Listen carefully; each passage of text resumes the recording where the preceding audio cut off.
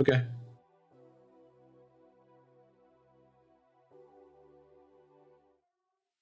Welcome to the Behind Them Sticks podcast, brought to you by TSWS Gaming. Come and talk to me, Lennard Ray.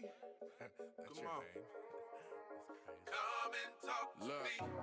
I just wanna have a conversation.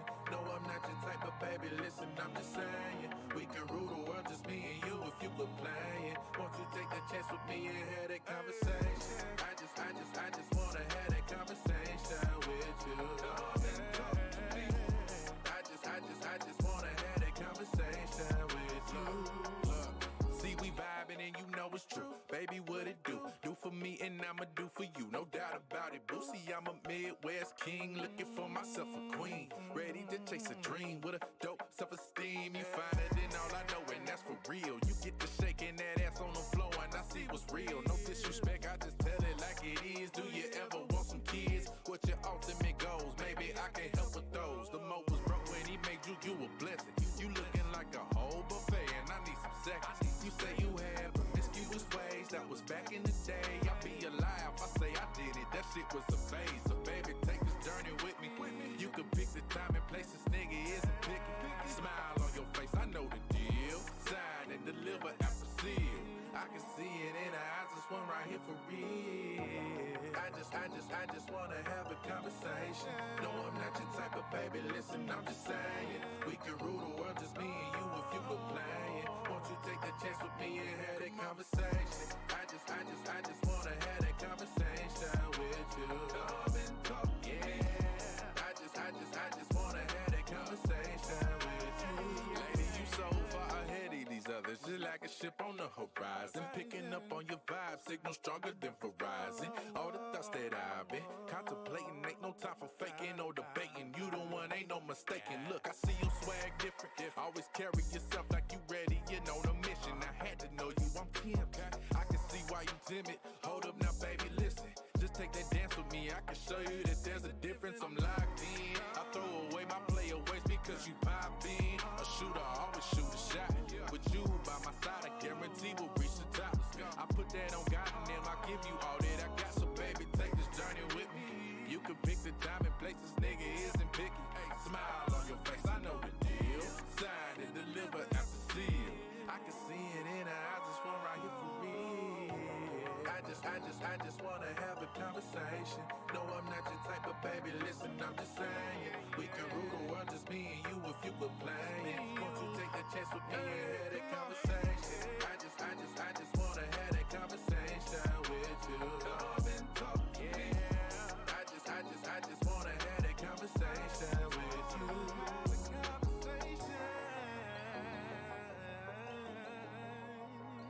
Come and talk to me.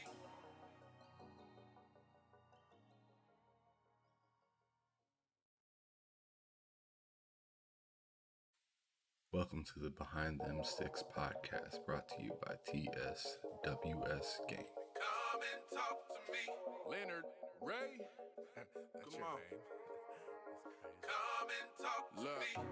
I just wanna have a conversation. No, I'm not your type of baby. Listen, I'm just saying we can rule the world, just me and you if you were playing. Won't you take a chance with me and have that conversation? I just wanna have that conversation with you. Come and talk to me. I just wanna have that conversation with you. Look, see we vibing and you know it's true. Baby, what it do? Do for me and I'ma do for you. No doubt about it. Boosie, I'm a Midwest king, looking for myself a queen. Ready to chase a dream with a dope self-esteem. You find it in all I know, and that's for real. You get to shaking that ass on the floor, and I see what's real. No disrespect, I just tell it like it is. Do you ever want some kids? What your ultimate goals? Maybe I can help with those. The Mo was broke when he made you a blessing. All right. Let me check my audio levels. Yours is looking good as well. What up, everybody? Welcome to another fantastic episode of Behind Them Sticks with your boy Ham Solo 05 Gaming on the TSWS Gaming channel on YouTube. Welcome, everybody. But let's go on ahead and begin. We got an awesome guest, MaDz Gaming. He does a lot of like rumor episode, like rumor shows. He also does like some deep dives in why things are kind of going on. When I was looking at some of his prior content, some of the way older stuff, he didn't even talk in some of those previous ones. So some of the earlier episodes, you would be doing like comparisons, side by sides, with video games like Horizon, Forza Horizon is what I mean, and other things like that. So before I get into asking you all those wild questions and stuff like that I sent you, that you got a chance to look over and say, I'm not sure if I got the answer to all these quite yet. Before we get into all of those, I want you to go on ahead and let everybody know where they can, find you, check out all your content, how they could play with you, yada, yada, yada, if you're down with all that. Yeah, well, first of all, thanks for the invite. Really appreciate it. Nice to be here. Hello, everyone. So you can find me on Twitter. Everyone is on Twitter these days, I guess. So it's at Marcin is here, which is MaRcin. Marcin, I guess, is here. So that's my Twitter account. You can find me on YouTube, which is MaDz Gaming. That's pretty much where I live when it comes to like social media, I guess, right? So if you want to have a chat and stuff, you can ping me on Twitter, I guess, because I think that's the quickest way to reach me. So that's where you can find me. Cool. So just, obviously I try to do this with every single guest, but if you guys want a quick link to him or whatnot, or his YouTube channel, his Twitter, I have those links below in the description. So you guys should be able to find and reach him as easily as you want, or, check out his content, yada, yada. But let's go on ahead. And I want to ask you before we get any further, how did you end up with the name MaDz Gaming? Like, just kind of curious how that came along. Okay, so that's so it's an interesting story, really, because I was like thinking about all kinds of different names, right? And I really, at first, I really wanted to be very creative and that kind of stuff. Really wanted something deep and meaningful and that kind of stuff. You know how things roll, right? But I actually ended up with MaDz because it's what's the word for it? Abbreviation of my first and second name. So Marcin, right, is M-A, so it's M-A, and Dzięcioł is my surname, and that's so D-Z. So that's my name basically, right? So it's not necessarily anything that I was actually planning for, right? But it kind of works, I guess, right? It's quite unique anyway, because, I haven't really seen anyone else called like that. Although if you type MaDz on YouTube, there's actually quite a lot of channels like that, named like that as well. So I was hoping for something, I was planning for something meaningful and that kind of stuff, but I ended up with that, really, right? So although I actually had this channel was called something else, something gaming as well. I even forgot the first name because I changed it after 2 or 3 weeks, I guess, after I started it. So that's where the name is from. It's basically my two first letters of my first name and 2 first letters of my surname. And gaming, right? Yeah, that's a lot simpler than I thought it. I thought it would have been a little bit more deep or something like that. But that works. That works definitely fairly well. Actually, throughout this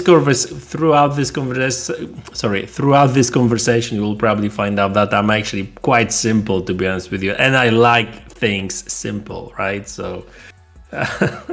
I hear you. All right. So you've been doing that for over 5 years, I want to say, at least the videos that I've seen date back to about 5 years ago, maybe over 5 years.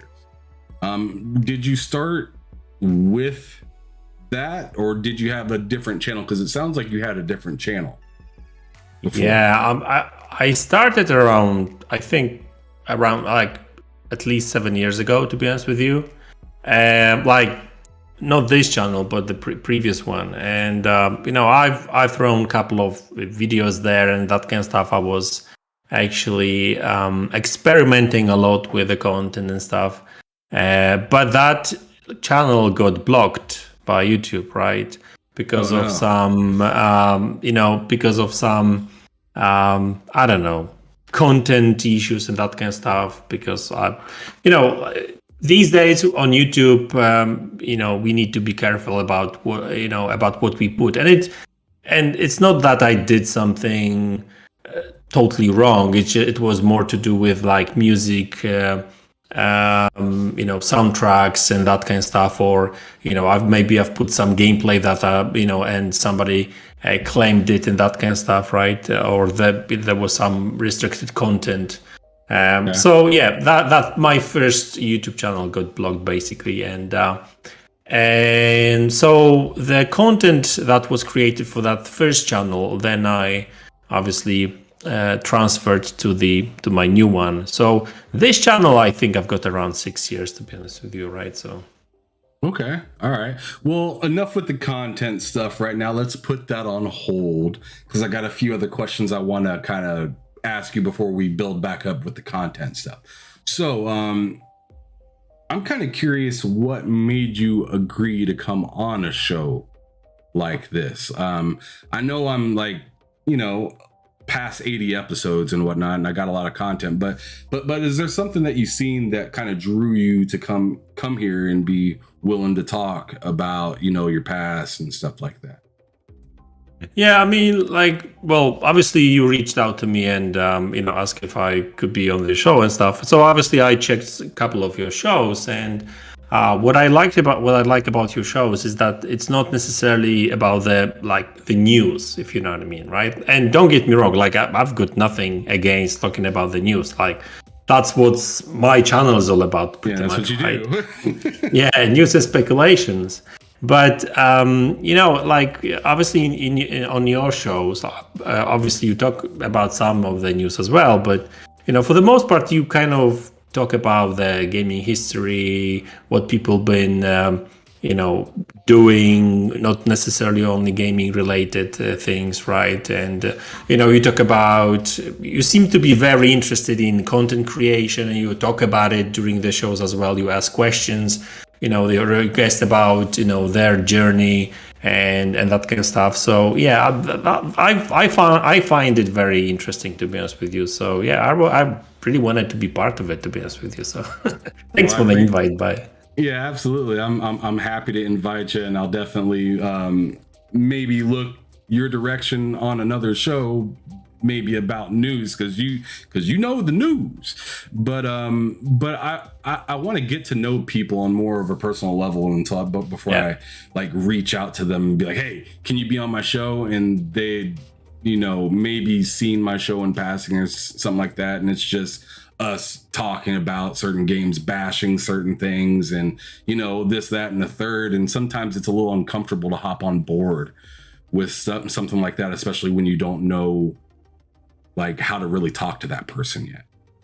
So I want to bring somebody here where it's more of a confined area. It's just me, another person, and we're just talking about our history with gaming, what we kind of think is going to be happening in gaming, what we think of our content that we lay out, if it's a person that's, you know, doing content or development or whatever.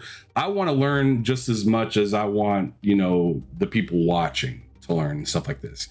We don't really talk in the green rooms before these shows. It maybe goes for like 3 or 4, maybe 5 minutes, and the other 5 to 10 minutes is figuring out what's going on with the video. Why isn't this working? Why isn't the volume working right? Why isn't the setup, you know, working properly?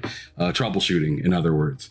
So yeah, thank you for coming along on the show. I appreciate it. hopefully a lot of people will get to learn about you. But moving on to what you've been playing, I'm kind of curious what you've been playing recently. Got all them consoles back there, I see. Got to be playing something. Yeah, exactly. Recently I've been playing Saints Row, which seems to be a lot of people hate right now. So, the thing about this game is that like I actually kind of enjoy it, and maybe because I haven't had any previous history with this particular franchise. I never played any of the Saints Row games before this particular one, the latest one. So I don't have any comparison, right? I can't really compare that to the previous games. And every single time I hear somebody criticizing this game, it's like, oh, it's the worst game of them all, right? So I can't say because I didn't play them, right? So, but this particular one I actually quite enjoy. I'm not saying that it's perfect. It's not like the best game ever, right? But it's okay. It's more than playable, I guess. I'm having fun with it.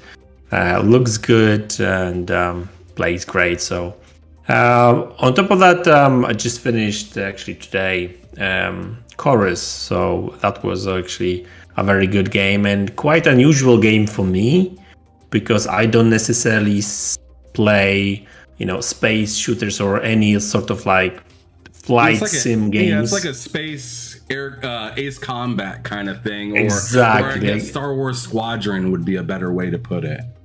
Exactly, but I played like Ace Combat games in the past, and I never finished any of them, to be honest with you. But I actually, that game hooked me up really, right? And I don't know really why, but maybe because of the, I guess the combat is kind of cool because you kind of, you've got this space combat and stuff, but you've got special abilities, and it's, I guess the combat is not as boring and stuff, right? It has a little bit of an open world element to it as well. So it's different. Like I would recommend anyone I guess especially if you like space sims or like any that kind of games, like it's good. And actually the story is quite interesting as well. So and other than that, I've been playing a little bit of Forza here and there, and I think that's pretty much it, to be honest with you. Okay.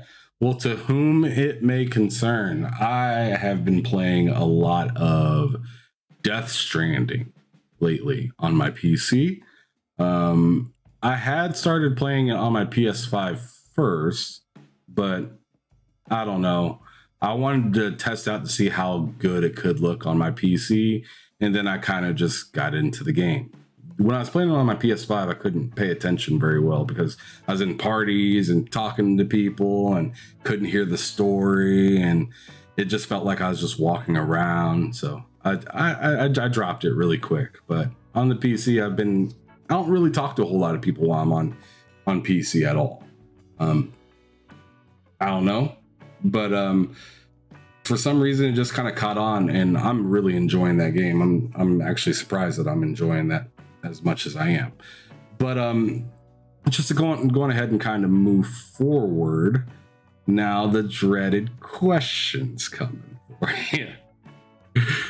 When did you realize that you were a gamer? Well, a good question, I guess. I don't even know, to be honest with you. I mean, I don't remember like this any situation that I would like see it and somebody would hit me and I'm a gamer, right? Sure. But well, I don't know. I mean, I've been playing games since I was 9 or 8 or something like that.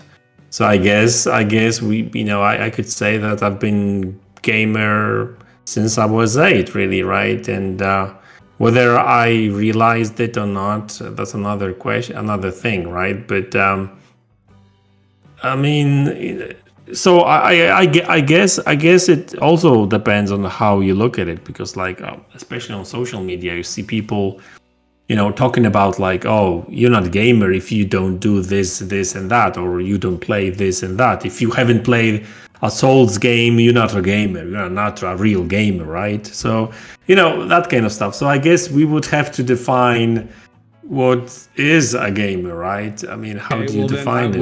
I will define that right now.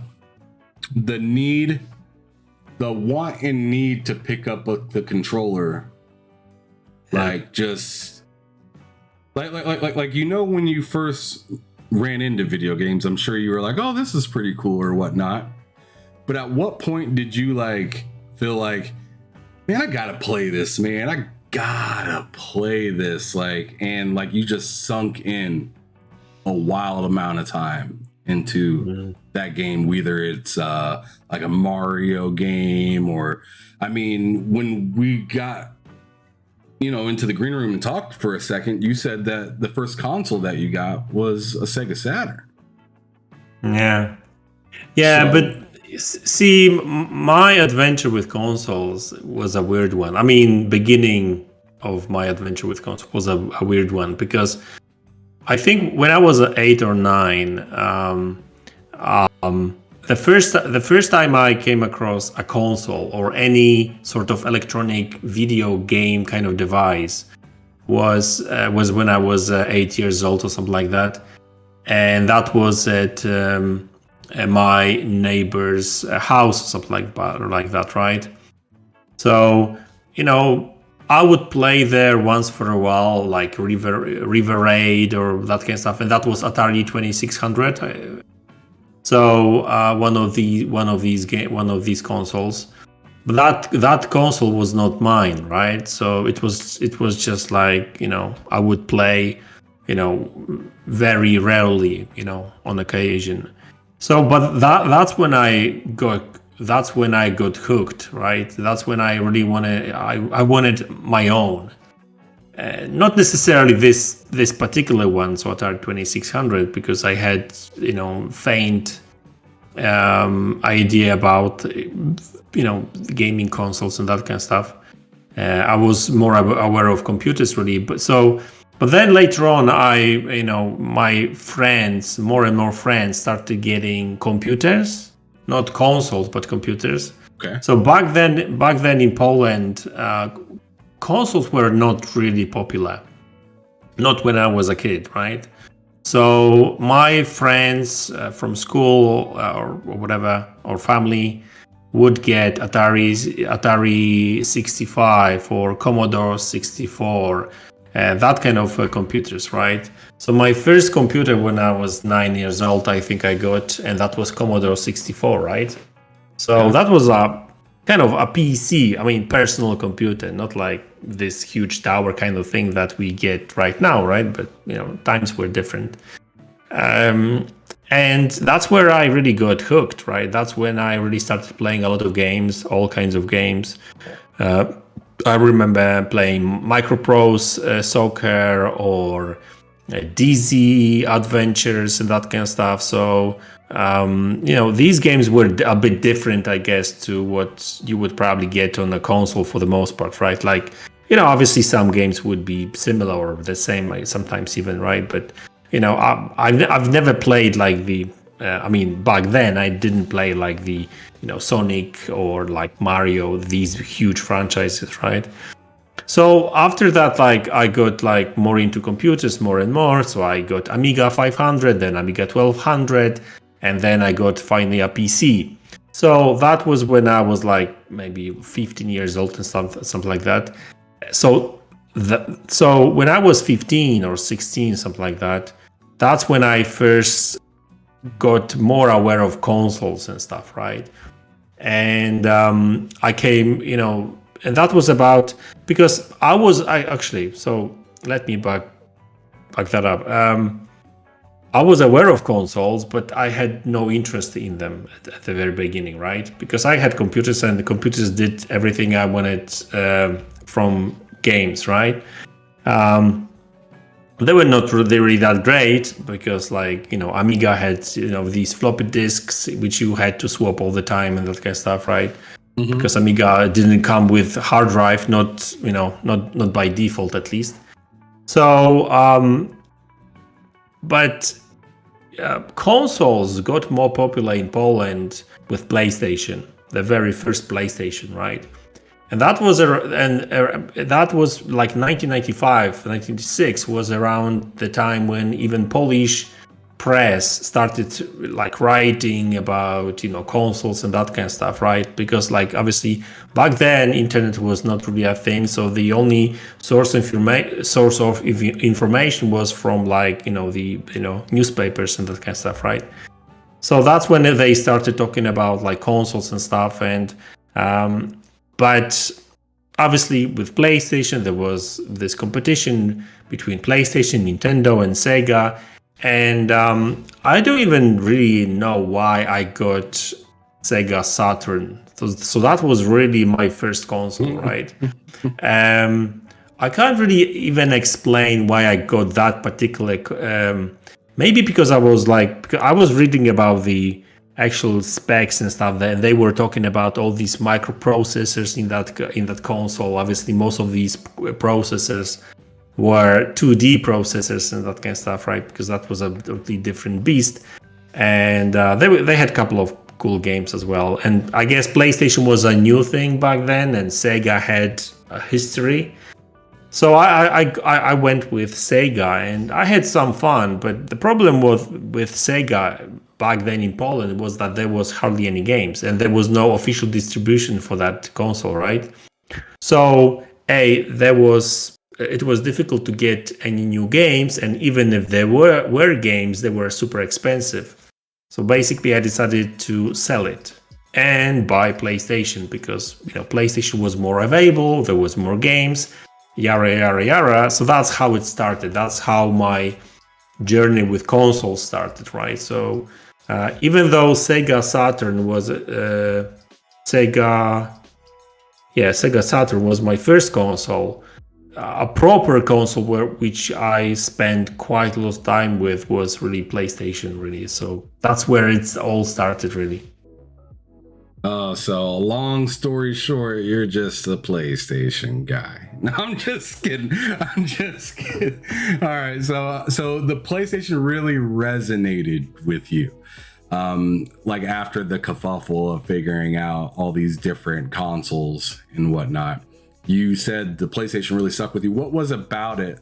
I mean, I have my own ideas on why you stuck with that, but I want to know from your own mouth, like, what was the big deal about PlayStation? And I mean, and before you answer that question, I'm gonna swing over to the chat and just say what's up to everybody. Kirby, I see you. Too Big, appreciate you for stopping through. You're always one of the first ones to roll in. Blind Giant 808, good to see you. Mahalo, you guys. I gotta hit that button every time. I gotta remember to hit that button more often, but I always forget to. Mahalo! There you go, boys. There you go. So there you go for your boys out in Hawaii. Mahalo to you guys. And then MaDz Games, appreciate you for showing up. But let's get back to it. So yeah, as I was asking, what really got you to stick with the PlayStation at first? Because I mean, you look at a lot of your content now, and you're really big into like showing off Xbox, and I mean, you talk about some PlayStation stuff, sure, but I've seen a lot of Xbox stuff come from you specifically. So tell me a little bit about your previous experiences with PlayStation. Loaded question. Yeah. Why PlayStation? Well, PlayStation, the first PlayStation, obviously, it impressed me with 3D graphics, right? Obviously. So, and that was really the first console that could. I mean, Sega Saturn, did that as well, but I guess there was more games on PlayStation that were like more 3D and more impressive, I guess. Because really, like if you actually check, Sega Saturn, because later I started reading more about because obviously I'm really into specs and all the technology side of things. And so Sega Saturn was created. I mean the beginning of the development process was had to do with 2D graphics, right? They did not think about 3D that much, but when they heard about PlayStation, that's when they started adding all these different components and that's what made Sega Saturn I think quite expensive to produce, but also didn't really what not that 3D friendly, if you know what I mean, especially for developers. And I think that kind of showed, and there was so many games that on PlayStation that was just looking totally new, because there were some 3D games on PC back then, obviously, right? But when I first saw Destruction Derby, right, I was always a big racing guy, right? And I saw the 3D models and all these car parts flying around, obviously they were just huge triangles and here and there, but generally speaking, the 3D graphics actually made really impressed me a lot. And I was, even though I was coming from PC, but a lot of these games on PC, and by the way, my PC at the time must have been Intel 386 processor, right? If you guys know what that is. And I had some standard VGA graphics card, so that was hardly doing it. That couldn't even do a proper 3D. I mean, yeah, we had games like Doom, Wolfenstein, but they were really pseudo 3D. No, they were not a proper 3D games. And then PlayStation came and they delivered that. So I was just impressed, because obviously I didn't know anything about the games, because I was coming from PC and Amiga PC kind of market, right? So I knew nothing about console games. So obviously I didn't buy it for games per se. I wasn't really looking. I wasn't aware of any big games which would be good and stuff. So I was just impressed with the technology, right? So that really impressed me the most. That's why I chose PlayStation, because Nintendo 64, it came later, I think. And Nintendo was really difficult to get in Poland back then as well. So yeah, PlayStation.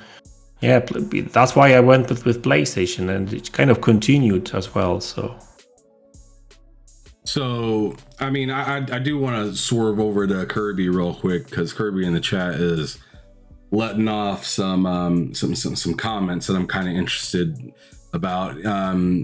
They said Sega Saturn was always meant to do 3D.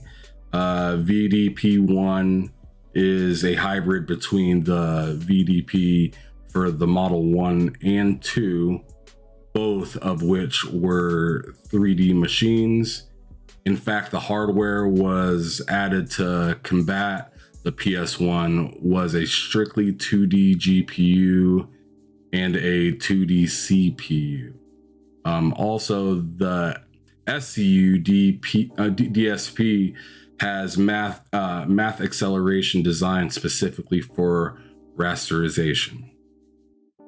Yeah, I mean, it's all good, but wasn't Sega Saturn actually more difficult to code because of that? Because I think that the big thing about PlayStation was that it was quite easier to code for, while with Sega it was more difficult. I mean, that was my understanding, obviously, of that. Yeah, gotcha. Exactly. It was monster to program, exactly. Because I was reading about, and that's why I told you, but that when I was reading about Sega Saturn, I was reading about all these processors and co-processors. I was very, very impressed with that, right? But I had to sell it because back then in Poland, Sega had no official distribution, and that's a bummer. Yeah, there was no official distribution and games were really difficult to get, and and those that were there were super expensive. So I was a kid, 10 years old, so money was a problem obviously. So PlayStation was much better, much more available. Okay, yeah. Kirby, fantastic points to bring up and things to say about that. Teaching me stuff. I mean, this is what this kind of shit's all about for me. I mean, I love learning this kind of stuff because I mean, you guys are chatting and I'm like just a referee, it feels like, but I don't even know what call to make. No, Kirby actually knows much more of that because he's a programmer. He knows stuff. He knows shit. So. Well, that's dope. He said the NVIDIA first GPU, it's based on the Saturn's GPU. That's insane. I wouldn't have never knew that. That's fantastic. I didn't know that actually. You got me hyped for that. Maybe I'll buy a Sega Saturn now just to kind of go back to these good old times, right? Yeah, man, get some Daytona USA going on or something like that. What's up, Strictly? You just popped in. Stank Ma, appreciate you guys popping in as well. Should be a fantastic show. Stick around as long as you can. But moving forward, so the original PlayStation is really what kind of wowed you. That was kind of the wow factor of gaming for you when you were young. Technology. Yeah, it was just like a marvel for you. So moving from there, I'm assuming you went straight into like what, the PS2 after that? No, because there was Sega Dreamcast. You got back. You went back to Sega. Okay, I like it. Yeah, I had the Dreamcast as well before I had the PlayStation 2. So I hear you. Yeah, I mean, obviously, I guess you can call me a little bit of a Sega Dreamcast fanboy. I spent some good time with that console. Really, that console was ahead of its time, and I still remember games like Shenmue. Playing on that console, or Metropolitan Street Racer. There was quite a lot of cool games there, like Sonic, obviously. So so after PlayStation, so it was actually an interesting thing because so I had PlayStation at that time, right? And there was this guy, he had this like a small shop with these games and stuff where I would basically, because hey, I was like 12, 13 years old back then, I think. So, basically I haven't had enough money to buy all these games. So what I would usually do, I would buy one or two games. And once I beat them or once I got bored of them, I would go back to that guy, and we would swap, and I would give him some extra money for for the exchange, right? So I would sell him the old games, pay some extra for some new games, right? So I went there one day and was looking at some new PlayStation games to pick, and there's this like Sega Dreamcast there, actually, and he was playing some games on it. I was like, what's that? Like, oh, that's a new Sega console, right? And I'm like, oh, really? Like, so can I have a look, right? And I remember he was playing Metropolitan Street Racer, right? And I was blown away by the graphics. And the difference between PlayStation, like even Gran Turismo, which was quite impressive on PlayStation back then. Extremely. So the impressive. difference. I loved GT2. Yeah. So the difference between that game and Metropolitan Street Racer was like, oh my God, I need to have it. And obviously, so I basically sold my PlayStation a couple of weeks later. I begged my parents for some extra money so I could actually buy that console, and I bought it. And I bought it with Metropolitan Street Racer. Then I got some other games as well, like Virtual Fighter and these. And that console was great. I really loved it. So it's a shame that they kind of lost it, and yeah, it was ahead of a time. Dead or Alive on Dreamcast was great and stuff. So yeah, I got Dreamcast, and obviously later Dreamcast kind of died. So PlayStation 2 came out, and so I still played Dreamcast for a little bit, but later on I decided to buy PlayStation 2, of course. But the problem with PlayStation 2 back then here in Poland was that it was super expensive.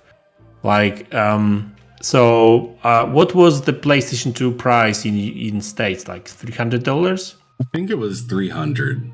Yeah, something like that. I'm interested to look that up, but continue. I'll look that up while you're talking. Yeah, probably something like that. So in Poland, I had to pay double that, right, or even more, because 300. Yeah. So it was super expensive back then.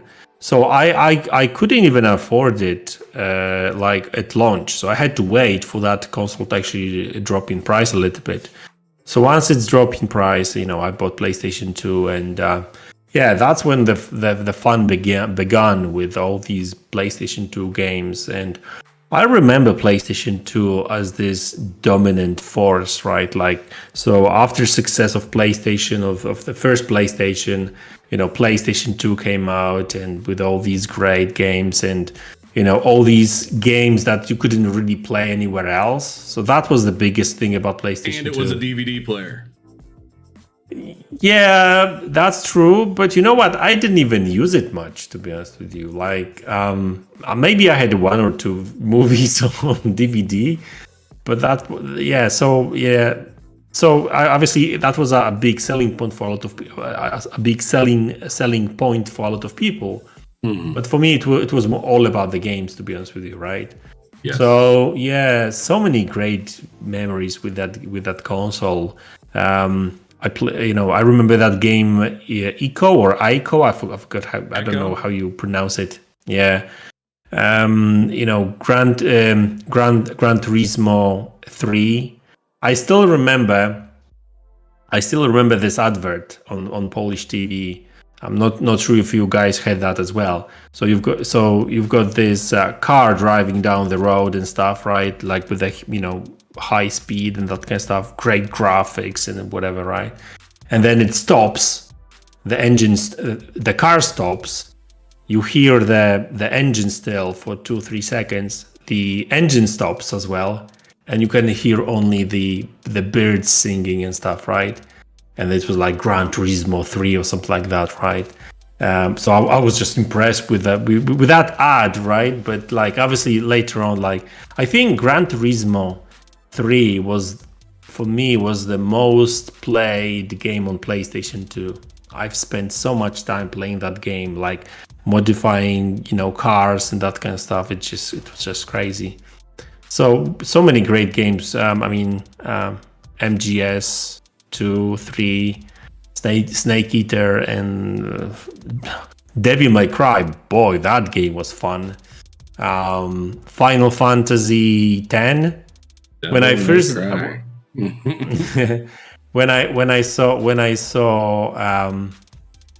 the advert and those CGIs, because Square Enix back then they were masters of CGIs, and I was like, boy, is that on PlayStation 2 really? So yeah, so fun times, really. Yeah, I'm sorry, I got interrupted by a 4-year-old. Yeah, no worries. But yeah, Square Enix was killing it back then, quite frankly. Not to say that they're like bad at all now by any means. They're still putting out some pretty interesting games, but back then they were like in a league of their own, and they were with PlayStation. They had the they were really heavily marketed with PlayStation, is what I should say. Fantastic games. I loved Devil May Cry 1. 2 was interesting. Okay. I actually enjoyed 2 more than 1. I know that's like really sacrilegious to say. Yeah. Not the story. The story in 1 was by far better than the story in 2. The story in 2 was was ass. But the I didn't even finish the 2. Yeah, 2, the story was awful. And I only did Dante's side of the story. I didn't go back and do the female side at all. I was just so uninterested in her addition into the character. Had nothing to do with being a woman or whatnot. It was just like, who are you? Kind of like feeling that I got from that person. So I didn't care at all.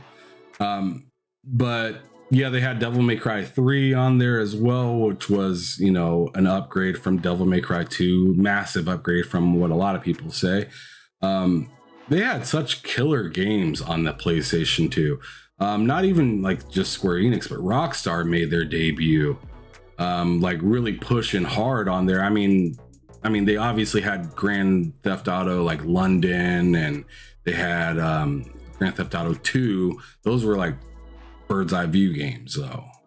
Really interesting and creative games, yes. But like something about GTA 3 like really put your feet on the ground. And, you know, that third person aspect, and, you know, going to jail if you did something wrong, and getting ran over by a car if you run across the street at the wrong time, getting into shootouts with random people, hydraulics on the yardies cars and stuff like that. Like, they really changed the game on like how much quality you can shove into a disc. Like, it was insane. And then later on, you got like the Warriors that came on there, which was a fantastic game by Rockstar as well.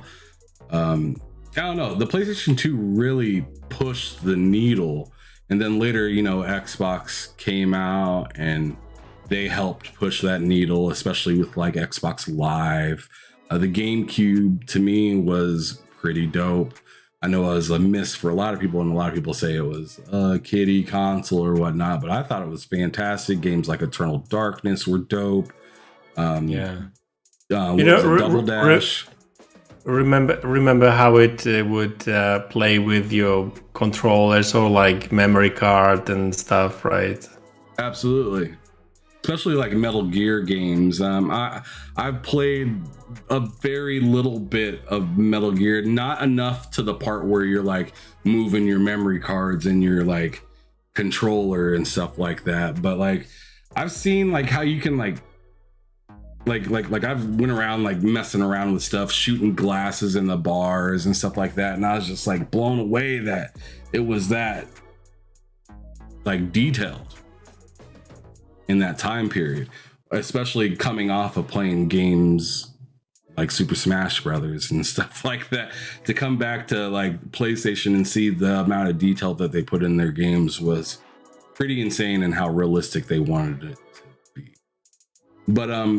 But now here's kind of the interesting question. Was it during the PlayStation 2 era when you started playing Xbox, or did that not come till later?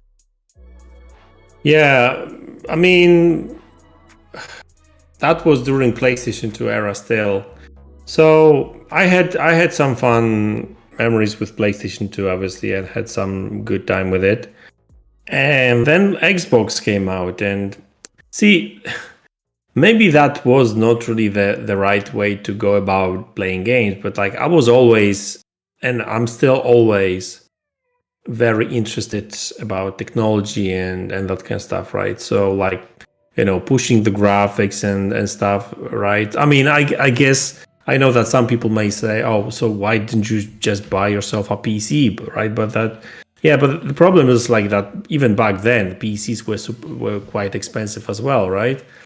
And so Xbox was really pushing it. And so the graphics and that kind of stuff. And a lot of people remember Xbox for Halo. But the first game I saw on Xbox and two games I bought Xbox for were Sega games. I mean, okay, so not necessarily Sega games per se, but some of them as well, for sure. But There Jet Set was Radio or well. Remember when I said that the reason I bought Dreamcast was for MSR, Metropolitan Street Racer? So Xbox had PGR, Project Gotham Racing, which was made by the same developers that made MSR on Dreamcast. Because obviously they hadn't had a license or they had to change the name, but that was pretty much like a spiritual successor to that game, right? And I saw that on Xbox, like, okay, that's my new console. And also I really wanted to play Ninja Gaiden. That game, so these two games looked fantastic on that new console. These two games really took advantage of it. And so I like I said, a lot of people bought Xbox for Halo and stuff. I didn't even play Halo like until like really, really later. And I was like, after first Halo, I wasn't even that impressed with it, to be honest with you, right? Which is funny because now I'm really into Halo games, but that changed over time. That grew on me, I guess.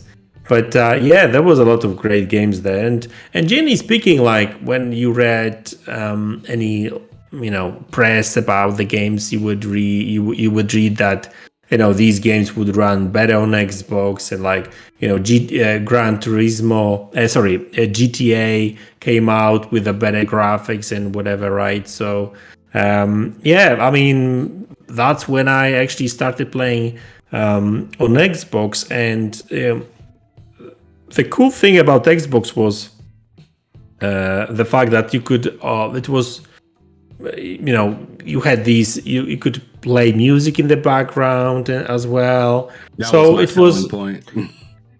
And and you could connect it to your PC as well and use it here and there, not necessarily play games, but like some of the media stuff. So me coming from PC background, from like not like PC like these days, but like computers overall, like Amiga, Commodore 64 and that kind of stuff. So Xbox was actually the console that was closest to that PC kind of like computer ecosystem, right? So I felt like in home, to be honest with you. And this is still like that to this day, right? That's why. So you ask me, why am I now more like an Xbox guy, right?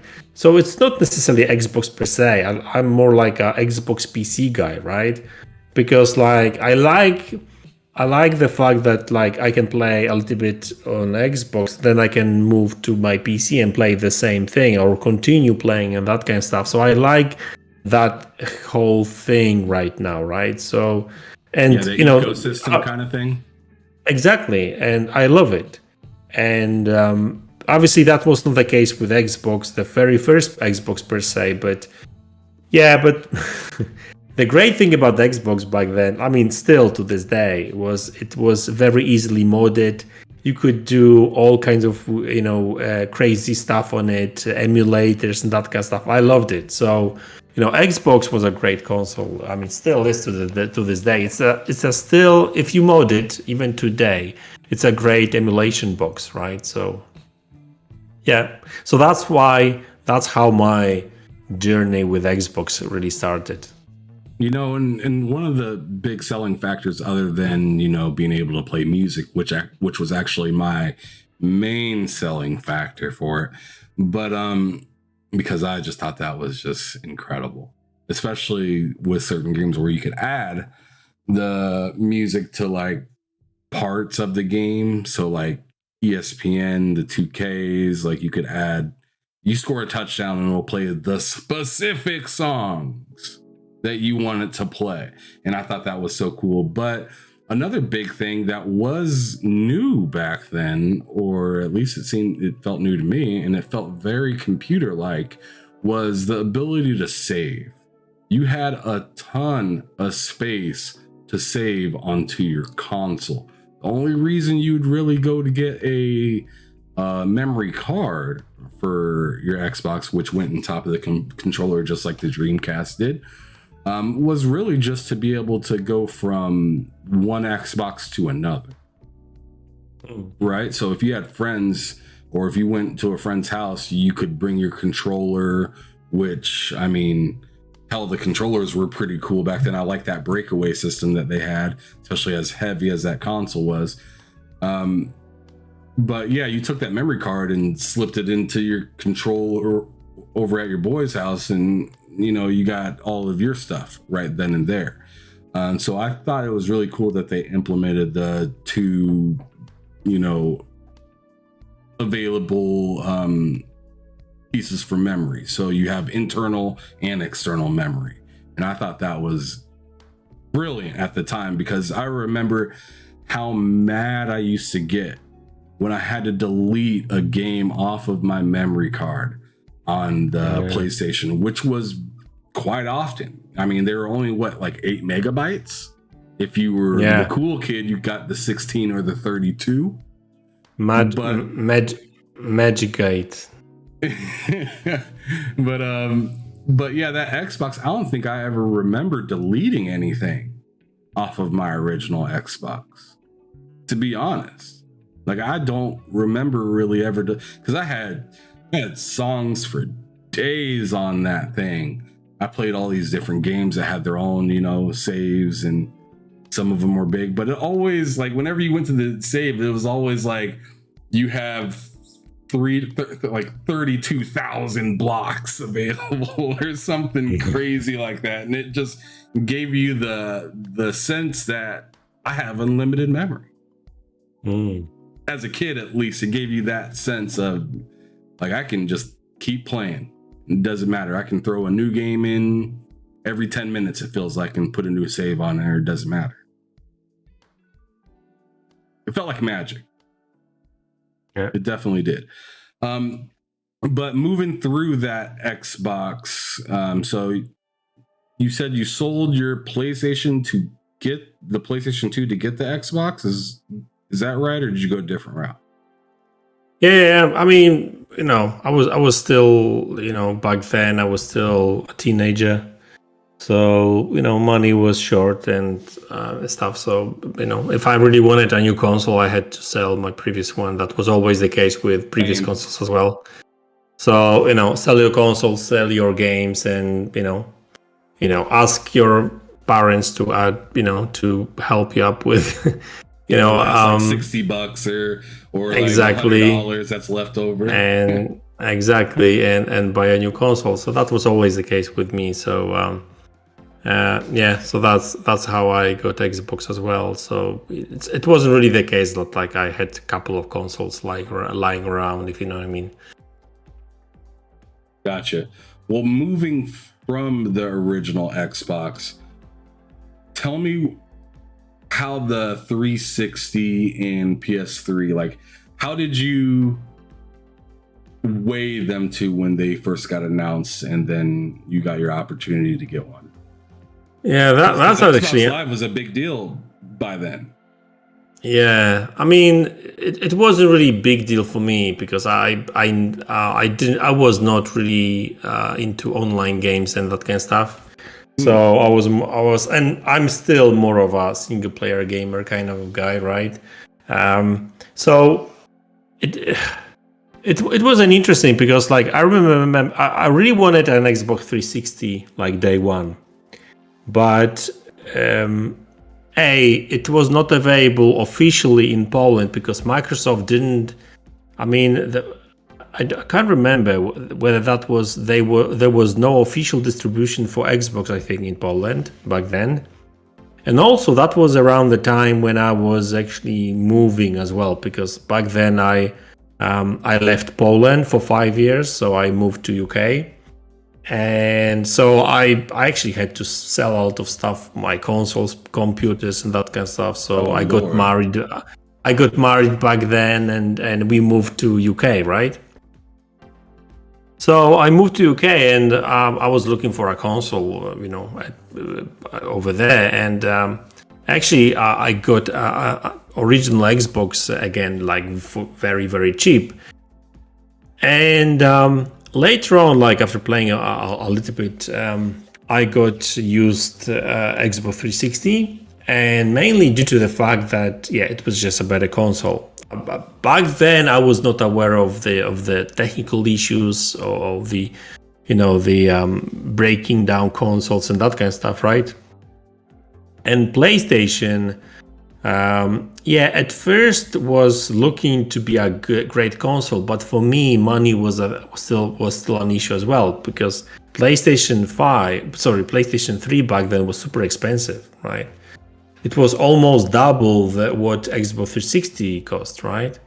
And so I was looking for a new console, and I just picked up Xbox 360 because it was first on the market. It was cheaper, and I think back then PlayStation 3 was out already, and that less powerful console was actually running games better as well.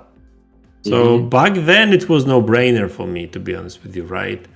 And I think that like the early PlayStation 3 games were not good either. I think because there was this dragon game which you were controlling the dragon with the motion kind of thing, right? No, the gyroscope, I think it was called, right? Yeah, it was like the 6-axis. Yeah, exactly. Yeah. So that didn't really work well, and PlayStation 3 at start was actually a bit of a mess, right? So that's why I kind of stayed away from it. Obviously, I spent quite a lot of time on Xbox 360, and that's where I started playing Halo games and Gears. Gears was my jam. Like I still remember playing that game for the first time, and I was like, I was blown away by the graphics and stuff. Right? It's actually funny that now we are almost 2 years into the generation. There's no game that would wow you, and back then there were games like that. So I guess we're not really going to get that anytime soon, but. So Xbox 360, I had that console for maybe like 3-4 years. And by the way, I had some issues with these consoles as well. So I had like 2 or 3 of them. So my first console broke, so I had to send it to Microsoft because it was the red how was it called? Exactly. So they sent me back another one. Then you didn't wrap after it in a while, towels? No, I did, but not this one, right? Because I didn't know that yet. So I had like 2 or 3 consoles, and the last Xbox 360 was out of warranty and stuff, right? So I was like, you know what, it's broken, so I will have to either buy a new one or I don't know. So actually, I did try that towel trick, and it worked. Can you believe it? Not for long, unfortunately, but I was able to use that console for a couple of days, and it totally broke on me. And I was like, okay, so what do I do now? And that was obviously a couple of years after PlayStation 3 launched. So they lowered the price and got better, and developers got better with games as well. So I decided that, you know what? I played a lot of these games on Xbox 360 already, and I'm kind of interested in PlayStation 3 now a little bit, and I want to play these, like Uncharted was there, Killzone games were there, Resistance and that kind of stuff. So I was like, you know what?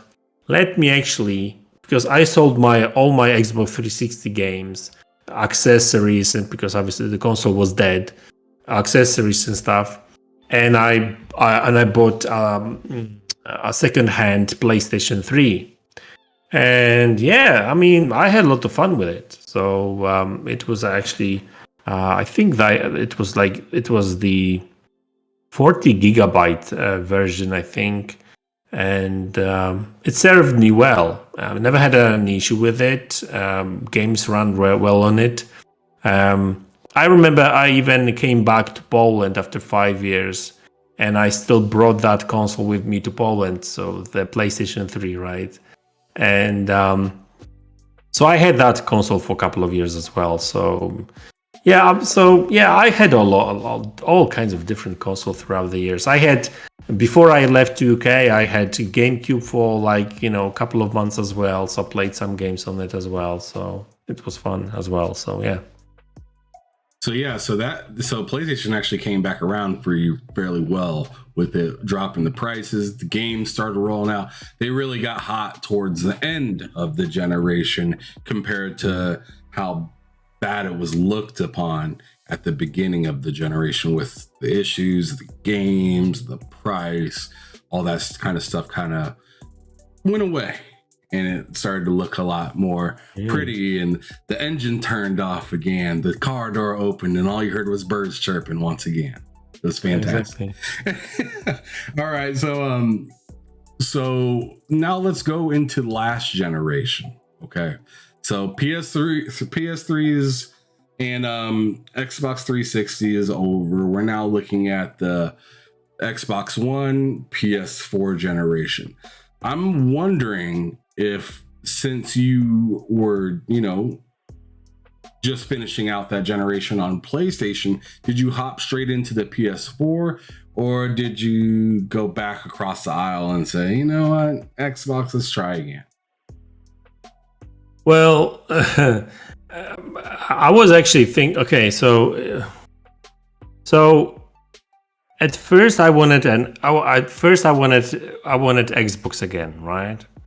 Because I wanted to play Forza and all these kind of cool games as well. But there was two issues. Like, first was that tragic, E3 and they, all the messaging and kind of stuff. Mm-hmm. So that didn't really do well, and I was like, what's wrong with that? What the hell are they doing, right? Also, another thing is that end of Xbox 360 generation was really good for that console, because they hardly had any good games there. Yeah, they focused on the Kinect a lot towards the exactly. end. So I was like, yeah, do I really need that and stuff, right? But then, after the E3, they kind of fixed the best messaging, and they started showing games like Forza Motorsport 5 looked fantastic, and I was really into that game. They shown Rise, Son of Rome. That game was fantastic. That game still looks great to this day. Like, just run it on PC, and hey, it's an early last gen game. Still looks fantastic to this day. So I was like, you know what?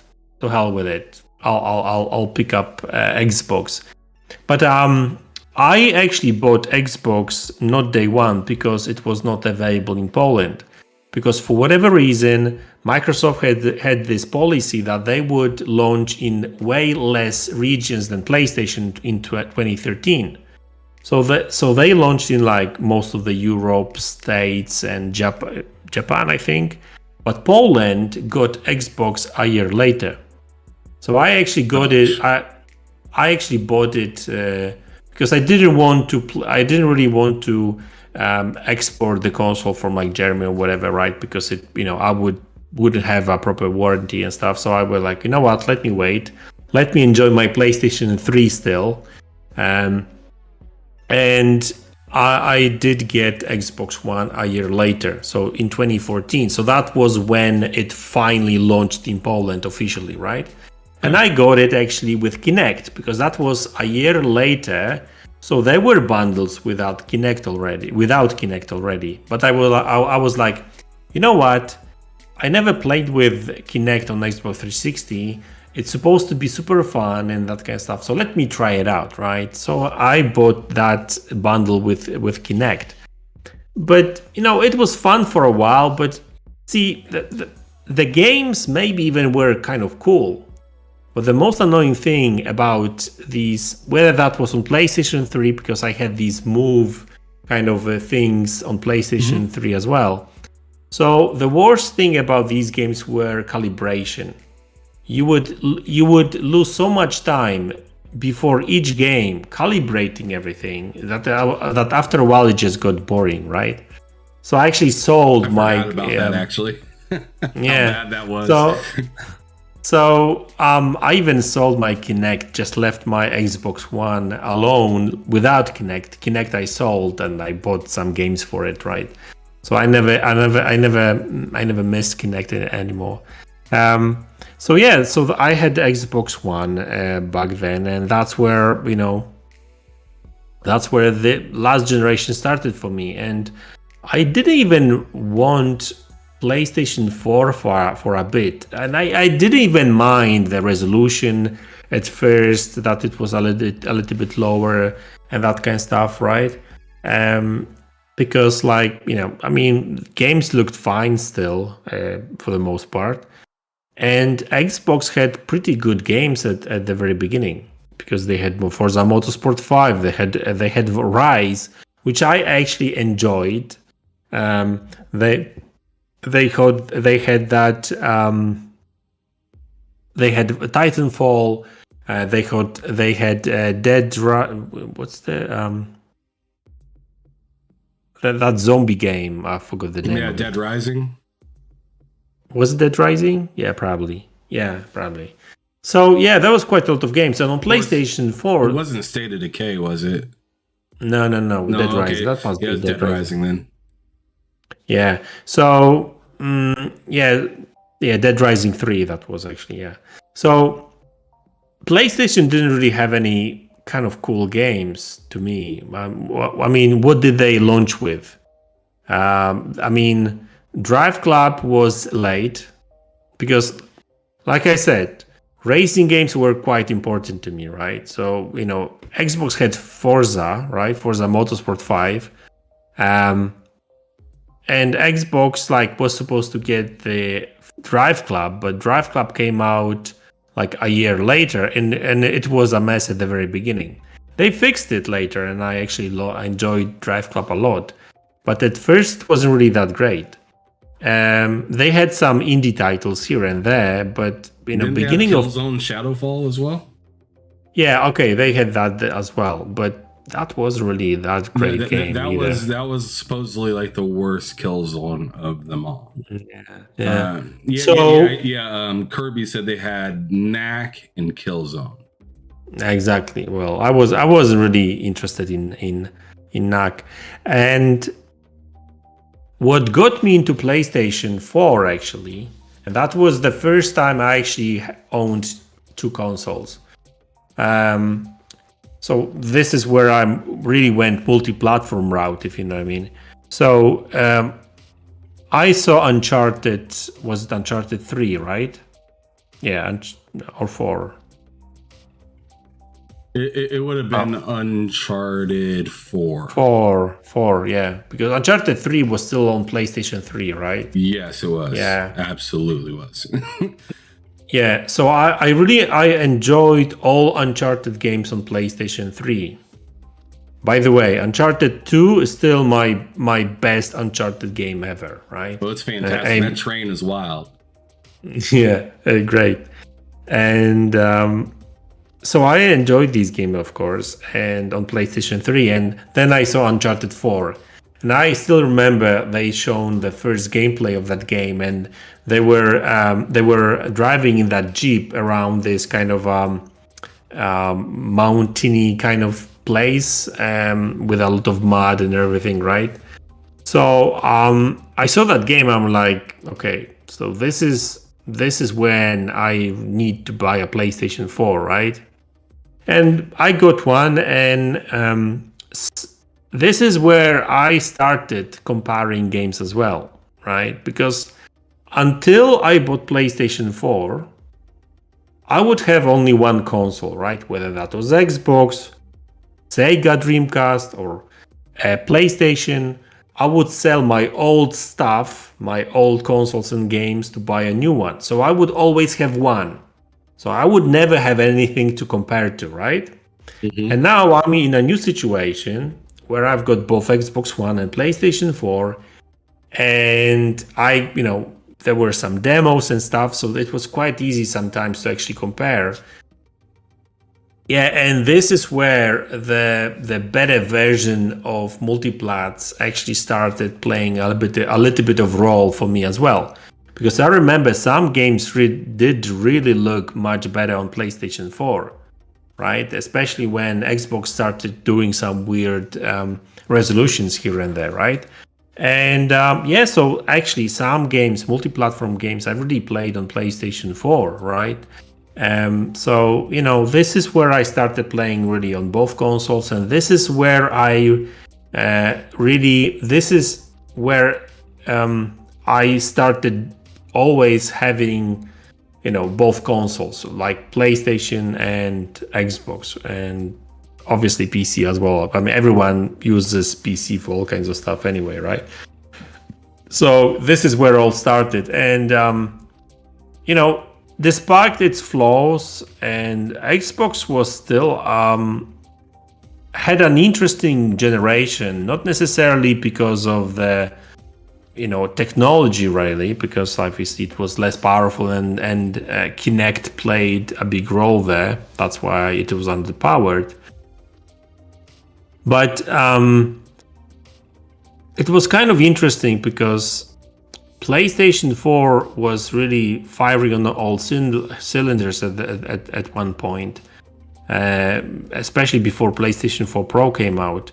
And Xbox was like going down, and less games being cancelled, and that kind of stuff. Worse and worse. Yeah, and I was like, and a lot of problems internally going on. People moving around and shifting.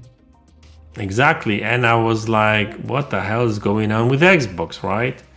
So I had these two consoles anyway, and I kind of at that time, I actually was playing more on PlayStation really, because there was more games there, and also PlayStation 4 Pro came out, which was obviously the most powerful console at that time until Xbox One X came out, but that was a year later. So yeah, and then Xbox One X came out, and obviously it had the best versions of multiplats, and Xbox got their act together a little bit, I guess, just a little bit. And all these. It was already too late for that generation, though. By the time they started putting stuff together. Exactly, yeah, for that generation, yes. But generally speaking, Xbox started actually talking about studio acquisitions, and you know, the future of console, and the Phil Spencer started talking about building that huge gaming ecosystem and that kind of stuff. So that's why I kind of stick. But like, even if they didn't do that, like, I would still have Xbox and PlayStation, to be honest with you, because that's what I do. I always have both. And obviously later on, like even this generation, I bought both Xbox Series X and PlayStation 5 day one, so I've got both, right? So, you know, I play more on Xbox and PC, but whenever there's something interesting on PlayStation I want to play, I played that Stray Cat game recently on PlayStation, right? And this is actually pretty fun as well, right? So now I've got actually, well, kind of everything. I don't own Nintendo. We had Switch, but we didn't really play. My son didn't really play Switch much as either, so we kind of sold it. So yeah. Okay, so I'm kind of curious, what do you think throughout all these memories of, you know, going all the way back to, you know, Commodore 64 up to now? What do you think gaming's taught you throughout these times of gaming? Like, what would you say? Like, yeah. So, what would you say? Like, gaming has helped you to become, or taught you, more or less? Okay, so it's let's go back to computers, maybe. Okay. Maybe not consoles per se, because obviously I was focusing more on the gaming side of things. But when I first got into computers, I wasn't only playing games. I was always also playing with technology, like, meaning I was writing simple games or code on my Commodore 64. I would build computers later, even for my family, and I would even actually earn some money on it, to be honest with you, at some point, right? So, generally speaking, that kind of the whole gaming adventure, starting with computers, right? It gave me this kind of interest in technology, right? And that kind of stayed with me until today, and really that kind of transferred, that turned into a job as well, because I work in IT, so I'm still working with computers and technology and that kind of stuff, right? So what gaming did for me is that yes, I did use these computers and consoles for gaming, but on top of that, it got me hooked into technology, which led me to my current job, I guess we can say, right? So fantastic. So we're actually going to get into that content creating part, because I'm really interested to see where that came in and why it was so special. Why you felt like it was the right time at that moment. So let me just go on ahead and just ask you straight up, what actually drew you to content creation, straight up? Okay, so I started thinking about content creation after Xbox One launched.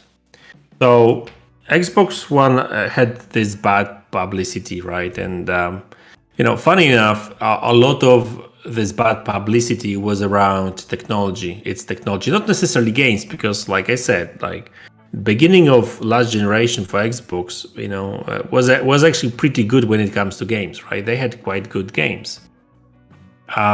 But technology was an issue. There was Kinect, which would actually take some of the actual processing power away from the GPU and CPU and memory and that kind of stuff. They started changing that. And I remember looking for some information on the internet on Xbox and whatever, right? And then once for a while I would came across these smaller YouTubers here and there, right? And they would talk about Xbox, and I came across Zaire and BGST, their podcast. Later on, I came across Super Shot Podcast, I think it was called, with Xkalel. Not sure if you actually recognize this name. He actually passed away, I think, last year and stuff. So, which was super sad. But kind of thanks to these guys, I was listening to their podcast, and they would obviously argue on the shows about some things here and there. But so you've got these content creators which would talk about games and all kinds of different news, but I was more interested in technology, so I obviously researched way more on that topic, right? So I was like, okay, so if these guys can just make a video, why? Let me give it a try as well, because I want to say something about this particular technology in Xbox One, right? So my channel really started primarily as an Xbox channel anyway, right? I wanted to talk about Xbox, because there was a lot of misconceptions, a lot of, maybe even lies about the Xbox back then. So I started making these videos, on my first channel, and they were not really great. The information was there, but obviously the quality wasn't really there. So a lot of these videos are gone now. Obviously, I deleted them because they were terrible. But hey, we all have to go through this process, I guess, right? So, so that's how it all started, because I just wanted to talk about technology. I wanted to talk about I wanted to talk about the CPU, the memory, about how it's being used on Xbox, how is it different to PlayStation, right? I wanted to talk about DirectX 12 back then because it was a new thing, right? So actually quite a lot of stuff was happening back then, right? So it was very exciting times when it comes to technology, right? So that's how it all started. So my channel was always more about technology, right? Still Xbox related, but technology. So that's how it all started, and yeah, it grew. Yeah, it clearly did. Going back and looking at some of the stuff that you did, you definitely changed some of your style throughout content creating. At what point, because you were doing like side by sides, as I was saying earlier, with like Forza Horizon and Forza Motorsports, or Forza on Xbox One S versus Forza on Xbox One X, and doing those kind of things. What made you go from being pretty much non-verbal on those pieces of content to actually tossing your voice in there? And what kind of changed? What made you want to kind of switch up the way that you were putting out content? Was it strictly for the views? Was it because you found something that you wanted to speak more about? Like, what changed for you to make that move? Okay, so I started actually making videos with voiceovers. All right, so that was my start. Okay, so you started with the voiceovers. Yes. Okay, so I think I know why you think I didn't, because when you go to my channel and you search like the oldest videos, you probably won't probably find my early videos because they were shit, right? So that was no, really. I mean, okay. That was blunt, that's why I laughed. Yeah, no, they were, because I didn't. I mean, I'm not saying that I'm super confident right now, but obviously I'm way more confident talking with like people and about topics and whatever than I used to, right? So I was the microphone was terrible.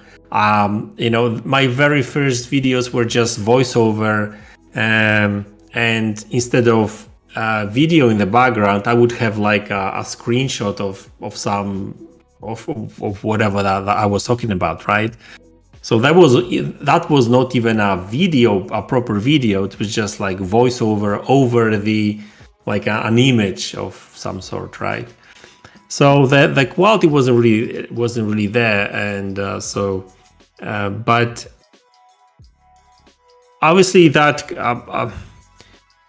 so that's how I started. But later on, I started obviously I started changing things around and experimenting. So that's where all these videos, like video comparisons, like graphics comparisons came about, right?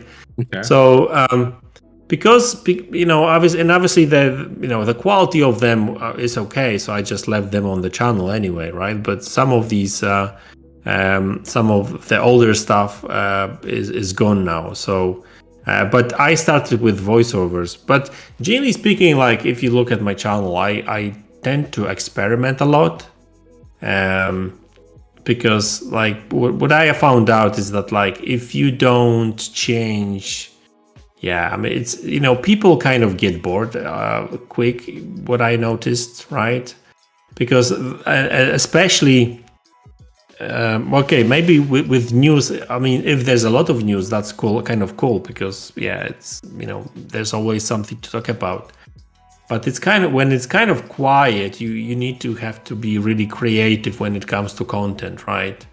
So that's, and throughout years there would always be like a period of time where there would be hardly any news and stuff. So that's when I would usually experiment. So I started making these comparison videos, right, or other stuff, right? So I would say that, you know, the only big difference between now and then is that at the very beginning of my YouTube journey, I would not, so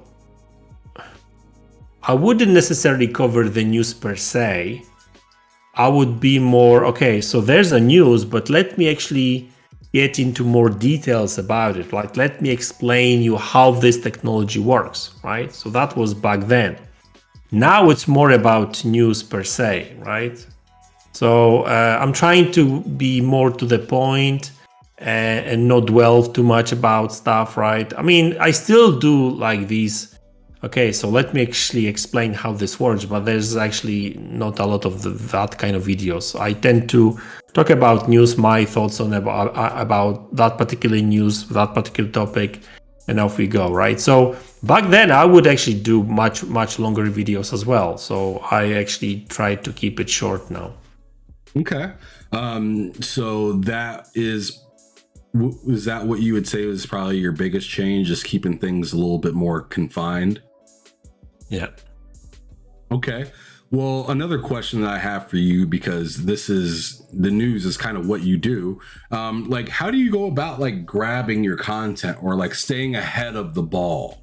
You know, because I'm sure that's not easy. I'm sure that takes a lot of time, a lot of searching, a lot of trust in people that, you know, bring you the news. So you want to make sure that what they're telling you isn't BS, because there's always, you know, somebody saying something that's just not really going to happen or something like that. So how do you go about getting the news? And then also, how do you go about like deciphering whether something is like credited properly? Okay, so obviously the first source of information and any news are websites, right? So obviously I've got like a list of websites I use. So there's like Eurogamer, you know, like WCCF Tech or Video Games Chronicle or Gaming Bolt, etc., etc. I could call even more, right? There's like a ton of them. So what I tend to do is I usually, like, you know, before work, I just go through those websites and see if there's anything interesting, anything worth talking about, right? Okay. So that's what I usually do, and I do it like throughout the day as well, because like so here's the unique thing about me. I work from home for the most part, right? So I've got very, very flexible working hours. So sometimes I just like start a little bit earlier, I get my coffee, and I spend like maybe 10-15 minutes looking through the news, right? So once I do that, and like, for example, there's nothing interesting there, right? So let me actually focus on the work now. So I do my work, and then after like 2-3 hours, let me check if there's something interesting there, right? And in the meantime, I check my phone, Twitter, I talk with people on Twitter for the most part. So they will send me some new stuff as well. So sometimes I will find a news on Twitter because somebody will send me, or somebody will start talking about something on Twitter. So it's a combination of really me checking the websites and basically community, right? So I follow people on Twitter, and when I see they start talking about something interesting, then I'll dig into it, right? Check the links and read the article or watch the video, whatever, right? Sometimes I get content ideas from the comments, right? So sometimes I see people, whether that's comments on YouTube videos, under the YouTube videos, or Twitter, Because sometimes during the conversation about different stuff, you're like, okay, you know what? Actually, that's a good topic for a video, right? So that's another source of news sometimes, right? So it's really like these three sources, right? So generally speaking, I'm using like widely available kind of websites and social media kind of for that kind of stuff. When it comes to checking the information, so I always try to check it as much as I can. So because sometimes, and I found it a couple of times, that sometimes there's an article, for example, right? And I made a couple of mistakes in the past, talking about stuff that I shouldn't have, really. Because, for example, there was an article about a topic, right? And let's just say this particular article claims that Xbox did something, right, this day, or this or that has been announced. So, that's a good topic. Let me actually talk about it. But the problem was, for example, a couple of times that I didn't really go to the source. So I just based my video on that article, right? But the problem sometimes, a couple of times was that, for example, that article kind of took something out of context or misconstrued the information. And later people in the comments would tell me, "MaDz, you should have actually checked that information better because it's not really that." And I would actually go and check and dig deeper, and then I would be okay. So that's my bad, right? So I should have actually dig deeper and go to really the source of the information, not base my video on that first article I saw, right? So yeah, there's actually quite a lot of clicking sometimes and making sure that you've got the information you are talking about is coming from the source, because sometimes you will find that there's an article on VGS, right?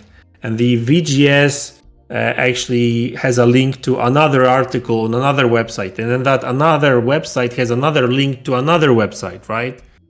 So what I do is, like, before I talk about this topic, I will base my information in my video on the last link, on the actually source of the information, right? So when because there may be an article on Windows Central, but Windows Central may quote somebody from another article, so I will go to that article, but that article will have another link, and that they will have a link finally to the official to the website that made an interview with a developer, right? So that's the actual source of the information. So I will actually make a video based on that article, right? So that kind of stuff, right? So, but obviously sometimes you see that it's a pure speculation, because there may be an opinion and stuff, right? I make opinion videos sometimes as well. But then I will say, hey, it's just my opinion, right? I'm not saying it's a fact. I think this will happen, right? Obviously, then you will have people that will say, oh, MaDz is just making stuff up. No, I'm not making stuff up. I'm just saying that that's what I think. I'm not saying it's as a fact. I'm saying this as an opinion, right? But that's another story, because that's just the fanboy bullshit, right? We have to deal with sometimes on social media, right? Yeah, absolutely. So Pixelbit G put down in the chat that MaDz has came a long way with his content. Great growth. Thank you very much. I'm still learning. I'm still learning. Oh, absolutely. To this day. I mean, if something that you want to get good at, really, there should be no point in where you're done learning. You should always be learning something. If you're passionate about something, if you want to, drive it home properly, you should always kind of, look at yourself, and engage, there's got to be something I could do to make this a little bit better each time and just kind of build upon that. And it should be like almost a never ending ladder. Right. But fantastic answer to all that. Now I'm kind of curious, like what made you specifically choose Xbox? Because I mean, I understand, YouTube, and when you make your channel, you want to hyper focus on something so people know exactly where to come to get this specific type of content. What made you choose, Xbox over PlayStation? Because when we were talking about the consoles and whatnot and how you grew up playing this stuff and whatnot, what has really like drove you back consistently to Xbox when there's been times in which you specifically even said that you were into PlayStation more than Xbox? Like, what made you go that direction with it? Was it because Xbox just had more wild news at the time, or was it because you were just like, you know what, at the end of the day, I just love Xbox that damn much that I just want to talk about it? Okay, so first off, I'm still making some PlayStation content here and there, right? However, I think that must have happened around Xbox One X launch. So up until that point, up until Xbox One launch, Xbox One X launch, I would say 60% of the content was Xbox, 40% was PlayStation, right? Okay. Also, part of it was that there was a lot of PlayStation news because PlayStation 4 Pro just came out. There was a lot of information about it, like a lot of gaming comparisons. There was a lot of new stuff there. So there was a lot of there was a lot of stuff to talk about. And then Xbox One X came out, and actually there was a lot of news favoring Xbox over PlayStation, right? There would be a lot of comparisons. I would make some video comparisons as well. And for the most part, like when it comes to games, like whether that was resolutions or performance, Xbox would run these games better. And what this, so that made a mark on my channel and me personally. So people actually saw me as an Xbox guy, right? Oh, you hate PlayStation now. You can't talk about PlayStation like that, right? I mean, PlayStation is a better console, right? And listen, I may be a fanboy, who knows, right? I'm not saying that I'm not, right? I'm trying not to be a toxic fanboy, that's for sure, right? I'm not attacking people over their favorite plastic box, right? I mean, call me a fanboy whatever, right? I've got no problem with that. I'm just trying not to be toxic about it. But the thing is that like people don't like to hear facts. And the same thing happened with PlayStation 5. Oh, MaDz is hating on PlayStation 5 now this time around. Now it was he didn't like PlayStation 4 Pro. Now he hates PlayStation 5. No, I'm not hating on PlayStation 5. I paid 500 euros for that damn thing over there, a tower of that height, right? Mm-hmm. So if I hated it, I wouldn't buy it, right? But people just didn't like the fact that I was talking about tech, right? And in tech you've got numbers, right? And numbers usually don't lie, right? And people didn't like it, and listen, I could make a video about PlayStation praising a super fast SSD and how graphics is going to look better on PlayStation 5 thanks to SSD, but that would be a lie, right? So, I was explaining things the way they were. Yes, it was never a secret that I'm more an Xbox guy. I prefer Xbox, but people just kind of, I guess, framed me as this. Oh, that's an Xbox guy. So most people don't like to hear about other, I guess, platforms, whatever, right? Then that except the ones they like. And and on top of that, like you actually mentioned, there was a very long period of time before PlayStation 5 launched where there was hardly any news about PlayStation. So we had end of Xbox One generation, we had a lot of rumors and speculation about new Xbox and PlayStation, right? There was a lot of talk about Xbox investing in gaming. They were buying new studios.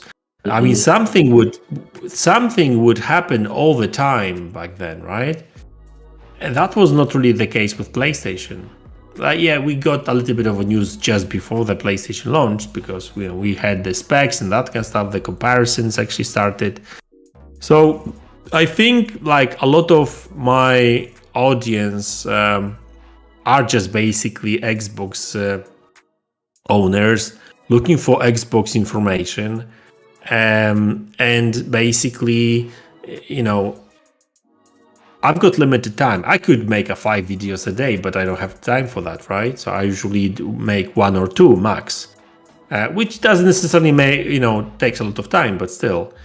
So if I've got to choose between Xbox news, because there's a couple of interesting Xbox news, so I will cover that first before any other PlayStation news, especially if that PlayStation news is not really significant. If there's something very interesting to talk about PlayStation, I will talk about it. So it's not that I made a decision and I just crossed this line and it wasn't a decision made by me. It was like organic kind of shift towards Xbox because of the fact that there was more news and people were just watching more of these Xbox videos, really, right? So yep, traffic will make a big deal in what you decide to start covering, for sure. So now we're going to get into the portion where I'm kind of asking you more rapid questions. Okay, so you don't have to elaborate unless you feel the need to. By God, if you feel the need to elaborate on something, going ahead. But this is more or less rapid fire because we are breaching towards that 2-hour mark. It is late as hell for you over there. So I don't want to keep you on here too long. I also don't want to give my audience, I don't want to put them to sleep and whatnot when they're watching this. Whether they're watching this now or they watch this in their free time and whatnot. So I definitely want to keep the energy up. So with that being said, I want to know, like, I want to know what console in the lifetime of you playing on all these different things was the biggest letdown for you. Oh, biggest console letdown. I would say, Sega Saturn, and it has nothing to do with the console itself, right? But more with the fact that I invested some money into it, and I really like the console and stuff. But because of the lack of game availability, I wasn't able actually to enjoy that console more, right? So it wasn't necessarily, I wasn't really necessarily let down with the console itself, but I just had to sell it anyway because I haven't had any games to play on that console. So Sega Saturn, sadly, but for a really weird reason, I guess, right? Economics. Gotcha. All right. So then now let's go to the game part. Like, what genre of games is MaDz not really down to play, or not really a big fan, or you quickly walk by this genre? Yeah, okay. So I would say strategy games for the most part. I used to be in I used to be more into RTS games, but not anymore. So strategy game, maybe typical puzzle games. And this is not, and it's not even that I won't play them, that I hate them. It's just I don't necessarily, I don't find them interesting, if you know what I mean, right? For the most part, if there's some game, like I don't really play walking simulators much either, but like there were a couple of games very interesting with a good story, so I would play them, right? But other than that, yeah. So strategy and puzzle games. So strategy, like in like RTS or like turn-based, or Yeah, more RTS. Or both? RTS. I would play probably more likely, but yeah, turn-based probably more. so the turn-based is just like, I ain't got time for that. Yeah, probably. Yeah. Gotcha. All right. Or another one. Okay, so any management type of game. So Age of Empires, another good example, right? It's kind of strategy, but there's a lot of resources management and that kind of stuff as well. So it was fun, but it's just like, yeah, it just takes too much time, and yeah, not for me really. Yeah, it definitely gives you the sense of working. And it's all real time, so you got to be like quick with like, oh, do we have enough of this? Do we have enough of that? Oh crap, we're getting attacked over here. Oh crap, this platoon. Too much stuff to worry about. Yeah, it's just a serious sense of just worry constantly. So moving forward, what game did you personally think, and this could be of any generation, but like, what game did you personally think was going to be an instant success for you, or like a badass game, but ended up being a fucking dud?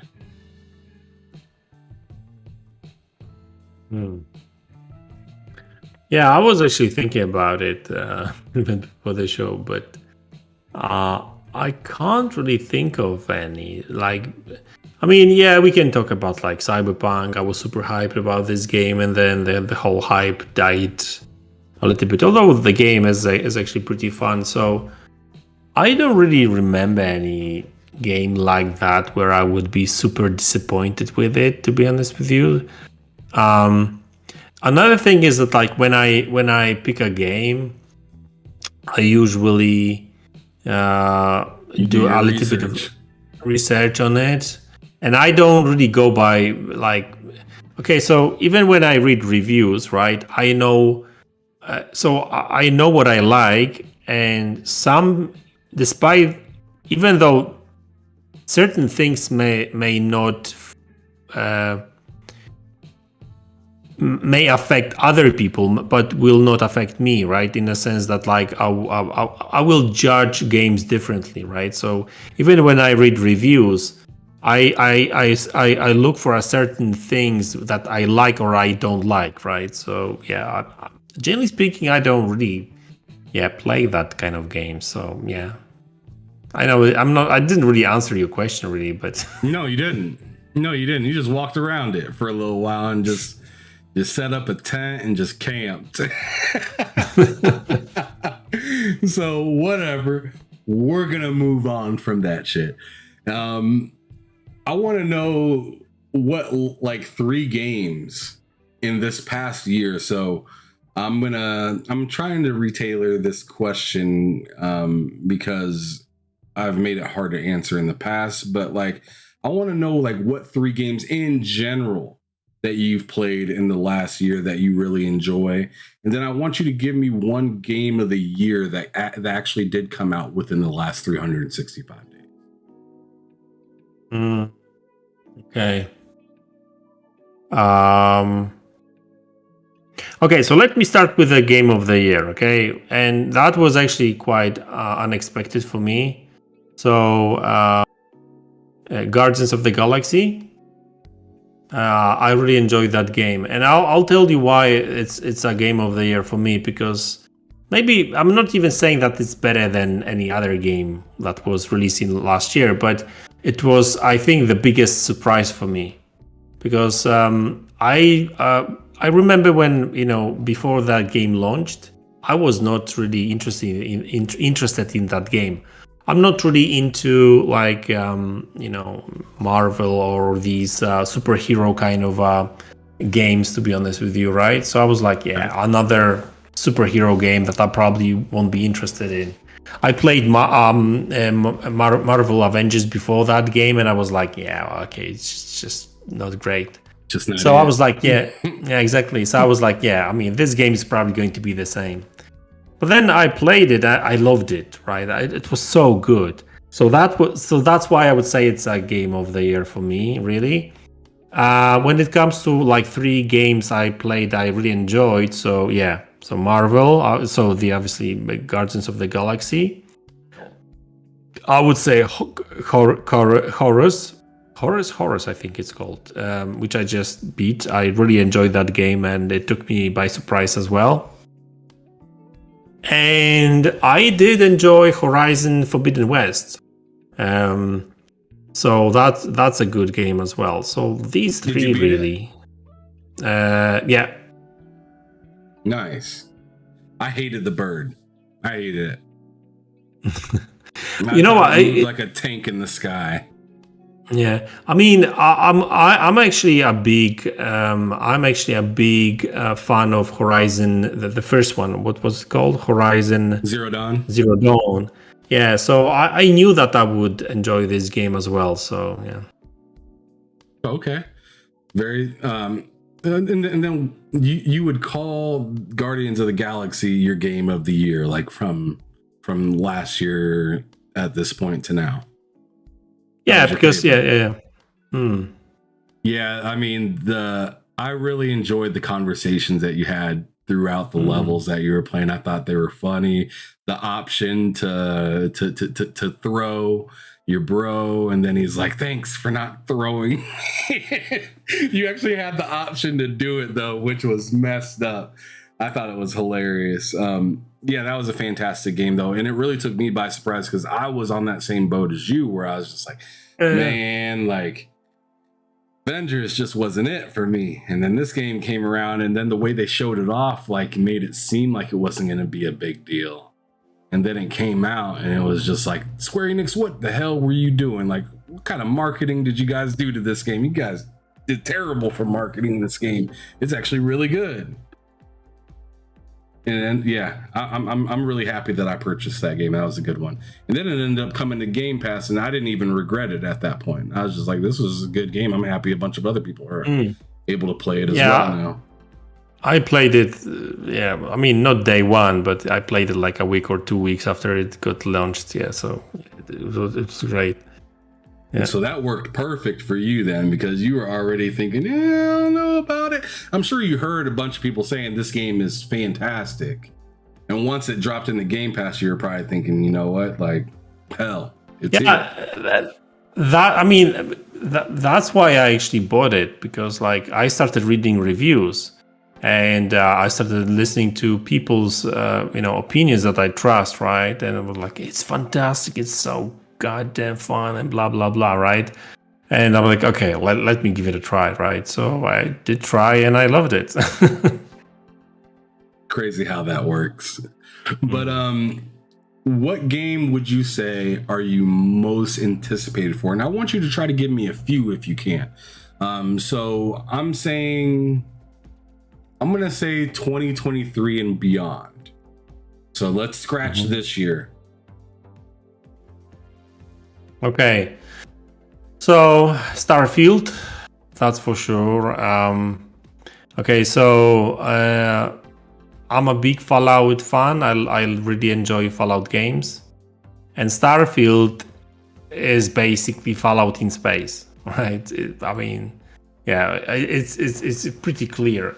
And I know that it will be full of bugs and everything, just like as always with the Bethesda games. But I'm really looking forward to Starfield. So that's one. Another one would be Hellblade 2. Loved the first one. I really enjoyed it. I hope they will. I wish there's going to be less puzzles and more combat. I mean, the combat in the first game was pretty okay. It wasn't great, but it was okay. But there was just not enough of it. I mean, there would be just like puzzles everywhere and combats here and there. So if they make really it bigger, stalled you in that game. Puzzles stalled everything. Yeah. Like. I mean, to be honest with you, like these puzzles at the very beginning, they were even kind of fun, right? But like later on, it became a chore, really, right? So if there's going to be less, or even if they get rid of it, I won't cry about it, right? So less or no puzzles, and if they focus more on battles and that kind of stuff, and it looks like there will be some big battles with other, characters and stuff. So that's kind of cool. So Hellblade, Forza Motorsport. I mean 8, I guess. Let's call it for now, because I'm a big Forza Motorsport fan as well. Other than that, I would say, I can't think of anything else. I mean, there's Obsidian. Yeah, I mean, to be honest with you, when it comes to PlayStation, so you said that no 2022, but I'm really looking forward to God of War, right? But other than that, not really. So no Spider-Man, Wolverine. You're not looking forward to those. Not big into Marvel games.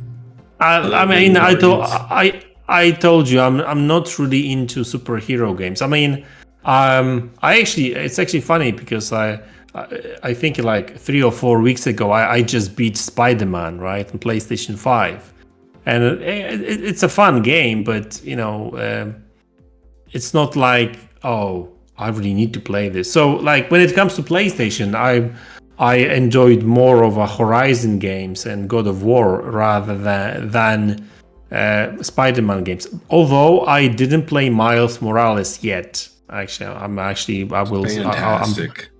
And that's what I hear. That apparently it's much better than the main game, right? The story is a lot better. They don't have any of those Mary Jane mission kind of things where you're like sneaking around. Yeah, I hated those missions in that game, and not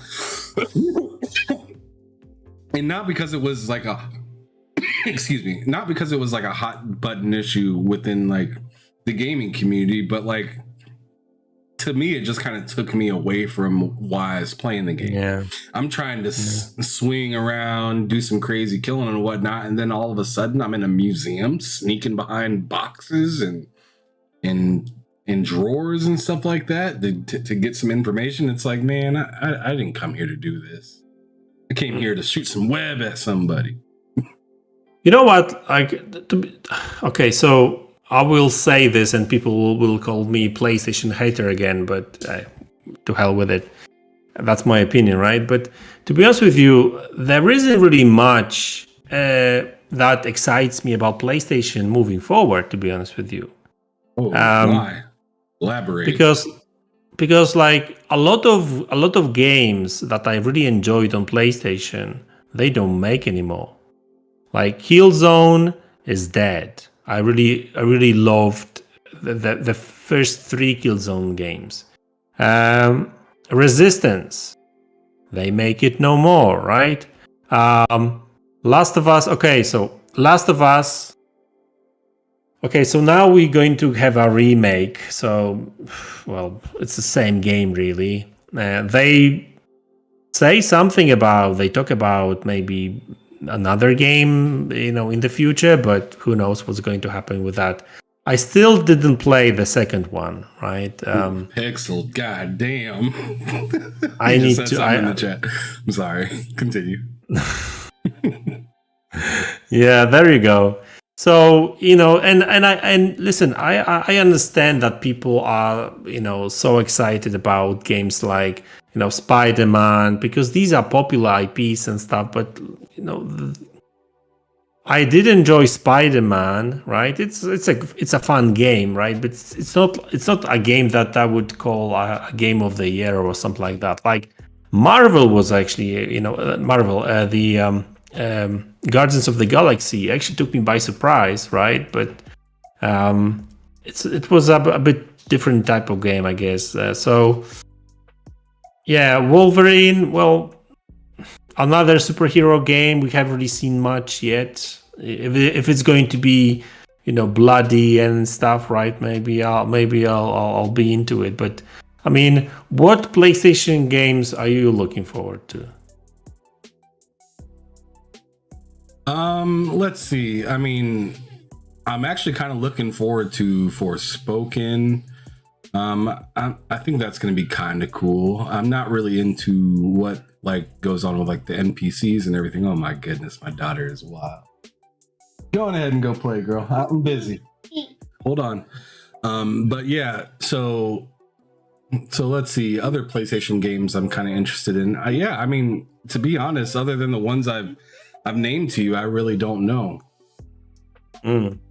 See, I mean, I feel like I'm also waiting for them to really announce stuff too. Exactly. Which, so yeah. So that's the problem, right? I mean, I would be excited if they announce another Uncharted, which I'm a big fan of, right? Another Killzone or games like that, right? But I'm not, like I said, I'm not really into superhero games. I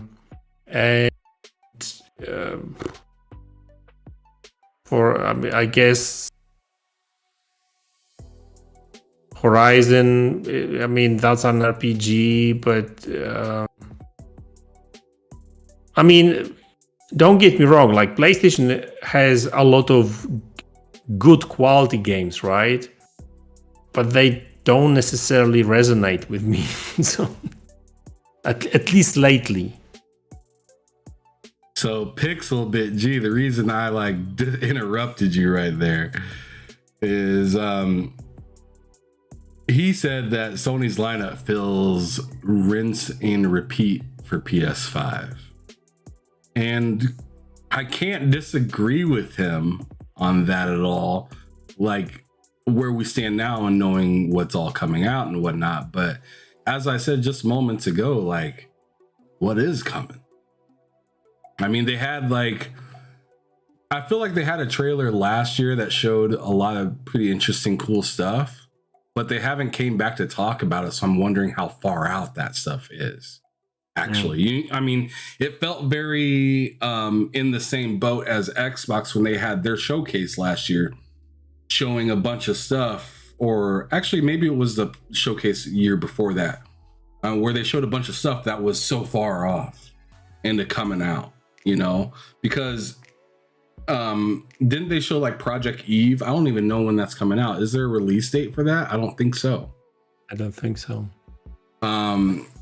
They showed Spider-Man 2, Wolverine, and they showed a few other things, right? But like, it's like something like that just got thrown in the air and forgotten about. Because I haven't heard anything about any of these IPs that they were talking about then, now, or at least in the past like 6 to 8 months. They did bring up a couple things at the Game Awards last year. But one of those games got canceled, or not canceled, but, put in a box and then, sent to somebody else to work on. And now we have no idea when that game's coming out, when Star Wars. You're talking about KOTOR, right? Yeah, KOTOR. That was supposed to come out at the end of this year. Actually, that was one of the games I was really looking forward to. See, this is the problem, right? I mean, it's not a problem. It's just a matter of preference. So I like games like God of War, Horizon, right? Ratchet, I'm not really into these, although I need to check the last one. But PlayStation back then. I wouldn't recommend it for $70. I would tell somebody to spend like maybe $40 on Ratchet and Clank, just because of the length of the story. Like the way I felt after I beat Ratchet and Clank was like, that was a fun experience, but it was so short that I felt like I gave them more money than I felt like they deserved. Even though they put a lot of work into the mechanics, the haptax is what I call it, the haptax, and then all as well as the visuals of Ratchet and Clank cannot be denied. But I mean, a 5-hour game is a 5-hour game, and that's short.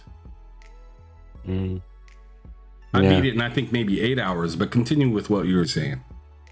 Yeah. I mean, generally speaking, right? I mean, I'm not saying that they won't have any other games, but like the games that they've got right now is just like, I'm like, yeah, I'm not really into it really. Like I'm more into like, RPGs maybe. I mean, I come from PC kind of background really, so it just kind of stick with me, I guess, right? But we will have to wait and see. I mean, obviously, God of War is the game I'm really looking forward to, because the last one, the 2018 one, was great. I really enjoyed it. So Ragnarok is probably going to be great as well. So, but other than that, like Forspoken, yeah, I'll probably try it out, but is it really that great? I mean, looks okay, nothing special. Final Fantasy 16, I'm not really much into these Japanese RPGs anymore, to be honest with you. I don't know. It's just not my cup of tea.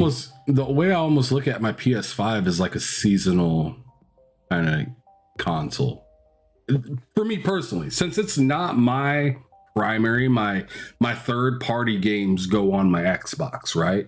It'd be different if I was the other way around. If my third parties came, if I enjoyed getting those on my PlayStation, then that would be, the primary and whatnot. But I enjoy it on Xbox, and also Xbox has, the Game Pass and, the PC Pass, and just the ecosystem is just so like alive and available, to where PlayStation, it's just like, I feel like I'm turning it on for a specific thing. And the thing that Pixel was saying, where it feels very rinse and repeat, I kind of want to agree with them with that, in the sense that like, I seem to play the same kind of games a lot on my PlayStation, as to where when I'm on Xbox, I'm trying out games I probably would not have ever bought or played or anything like that. PlayStation, it's a very money hungry console, so it wants like that dollar for that purchase, which isn't a bad thing. I mean, that's how business is done for them, which is fine, whatever. But I mean, why would I go to one market where I have to buy every single thing to walk out, when I can go to another market where I can literally, I mean, like a Costco or something like that, you get to try the food, you get to take a couple bites, you get to, be on their rewards and gain points back. And I mean, it's just like, to me, it's a no-brainer as a gamer that thinks about their pockets. If you don't think about your pockets that much, PlayStation's fantastic, right? And even if you don't, it could be fantastic. But for me, I watch my pockets very closely. I want to know where my dollar is going, and I want to make sure that I can stretch my dollar as thin as possible. You know what I mean? And Xbox just makes it really easy. Even though I'm paying $15 a month for it, I feel like I'm exceeding the worth or exceeding how much I'm paying in enjoyment with that service. So that's my personal thoughts on it. You guys in the chat are being super duper dope, and I appreciate you guys for sticking with us. It's now been 2 hours and 20 minutes, so let's push through the rest of these questions so I can get you off the bed so you can go relax and do your thing so you're ready for tomorrow's work day back at your desk. But anyways, so we really veered off on that most exciting games. We really veered off on that part quite a bit. But now I want to take it back in the day, and I want you to take 2 games that you could grab off of any console, and I want you to give that the AAA remake that it deserves. What 2 games would you reach back and grab for to be remade and just like show out all over again? Okay, so is Resistance there? Yeah, for sure. Actually, okay. So let me pick one Xbox One, PlayStation game. Okay. Okay. So for PlayStation, that would be either Resistance or Killzone. I was more of a Resistance guy. I don't know. It just kind of, the first one technically wasn't really that great, but like, generally speaking, like the whole, although both were, Killzone was great.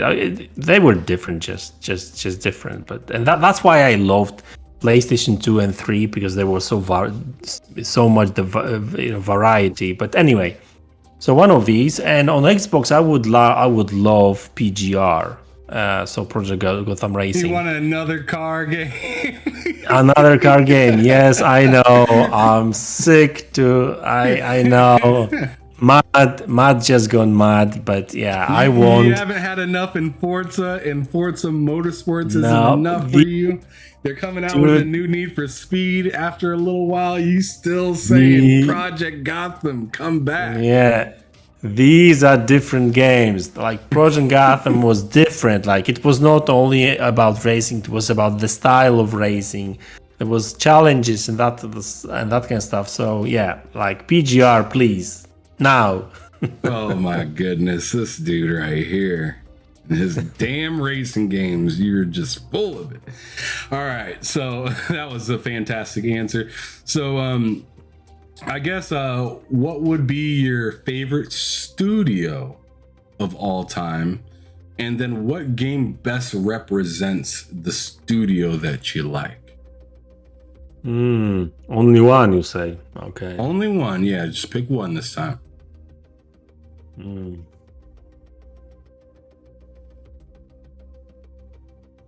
Okay, so that's a tough one. Okay, so Ninja Theory, Naughty Dog are great because I always love their games and stuff, right? Like I enjoy the Crash games, Jak and Daxter games, Uncharted, Last of Us, the first one, second I didn't play yet. So Naughty Dog, but I'll break the rules. Okay, sorry. Of course. Just do anything on the podcast. Fuck it. let's make new rules. But also Obsidian, because I love their Fallout game, New Vegas. They made KOTOR 2 as well. So Obsidian is, and also the Outer Worlds, one of the game that they released under Private Division. But that game is something. Stick of Truth? Did they work on South Park Stick of Truth?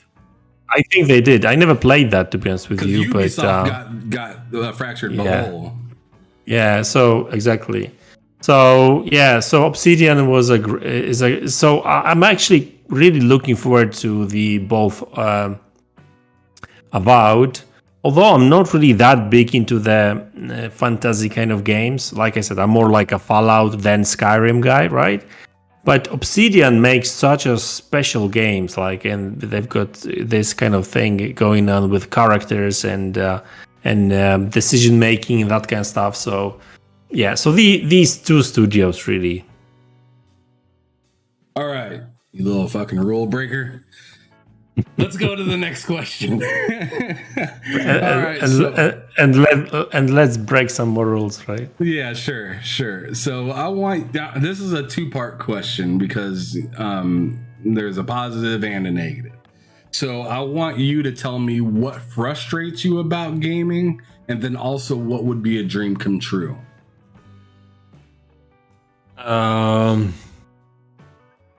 Okay, so what frustrates me in general, right? Mm-hmm. So what frustrates me and what? Sorry, what I would like to fix, right? Sure. Yeah. Change. However you want to look at, yeah.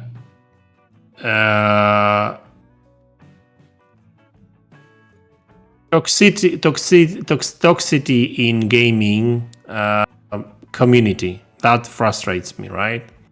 I hate it. I used to try to fight it, but it's pointless, meaning that I used to try to speak some reason to some people, but that failed big time. So, don't try it. It's not going to work. Just block people, mute people. Don't react to any toxic comments because it makes no sense. I've learned that hard way. So that frustrates me. What was the other thing? What I would like to change.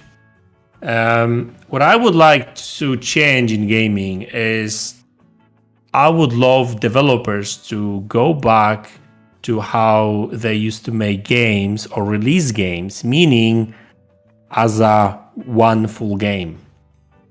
So no bugs or hardly any bugs and full of content, right? Okay, so maybe that's a bit overstatement because I guess if you go back to like PlayStation 2 era, like a lot of games were just really, really short, right? There were still a lot of like long games, but still. So I think the biggest thing is right now is that developers just release games, gold status, but this gold status is not a final game. You still need to an update and then an update for an update and whatever, right? So like you buy a game and you really beta testing this game, right? So you are better off waiting 2, 3, 4 weeks, and it's very likely that 4 weeks after release you will have much better experience than the person that bought the game day one. So I would love developers to release fully finished game day one. Yeah, so when they actually say we're in the polishing stage of our game, have that actually be a fact instead of you just actually fixing the game and telling everybody that you're in a polished state. I understand there is times where, you are going to be polishing something, find a bug, oh shit, this just stopped everything. But I feel like some people or some teams are a little, I don't know, best word to put, like disingenuous, I guess, when they say, hey, this game is finished, we're just touching up a few things and it's ready. Or I don't know, when I think of this, the first thing that comes to mind is either Starfield or Forspoken, because both of those games were thought to be done or thought to be right around the corner, and then come to find out they're nowhere near ready at all. They're actually kind of rough, and then they show you what's going on, and you're like, wait a second, that don't look right. And then a couple weeks later, we got a 6 months delay. And then it's like, exactly. I thought so. That didn't look right at all. So I feel you on that end. But we're down to our last couple questions now. This last one's going to be a goofy one, and then I'm going to hit you with one more and have you kind of help me close it out. So what do you enjoy outside of gaming? And is there anything that's like fun about you that people wouldn't think of? I'm boring as hell. There you go. No, I mean, there's a couple of things I like about I like outside gaming. Obviously, I'm really into technology. So anything technology-wise, new graphics cards, PC, consoles, I like, reading about that. Love watching movies, sci-fi and stuff. I'm really into space thing, like, if there's anything interesting going on in space, like I try to follow that, right, along with my son, because he's into that as well. So I was very disappointed with the fact that they had to cancel that Artemis 1 launch yesterday. So the first rocket that is supposed to take us to the moon after 50 years. So I'm really into that kind of stuff, right?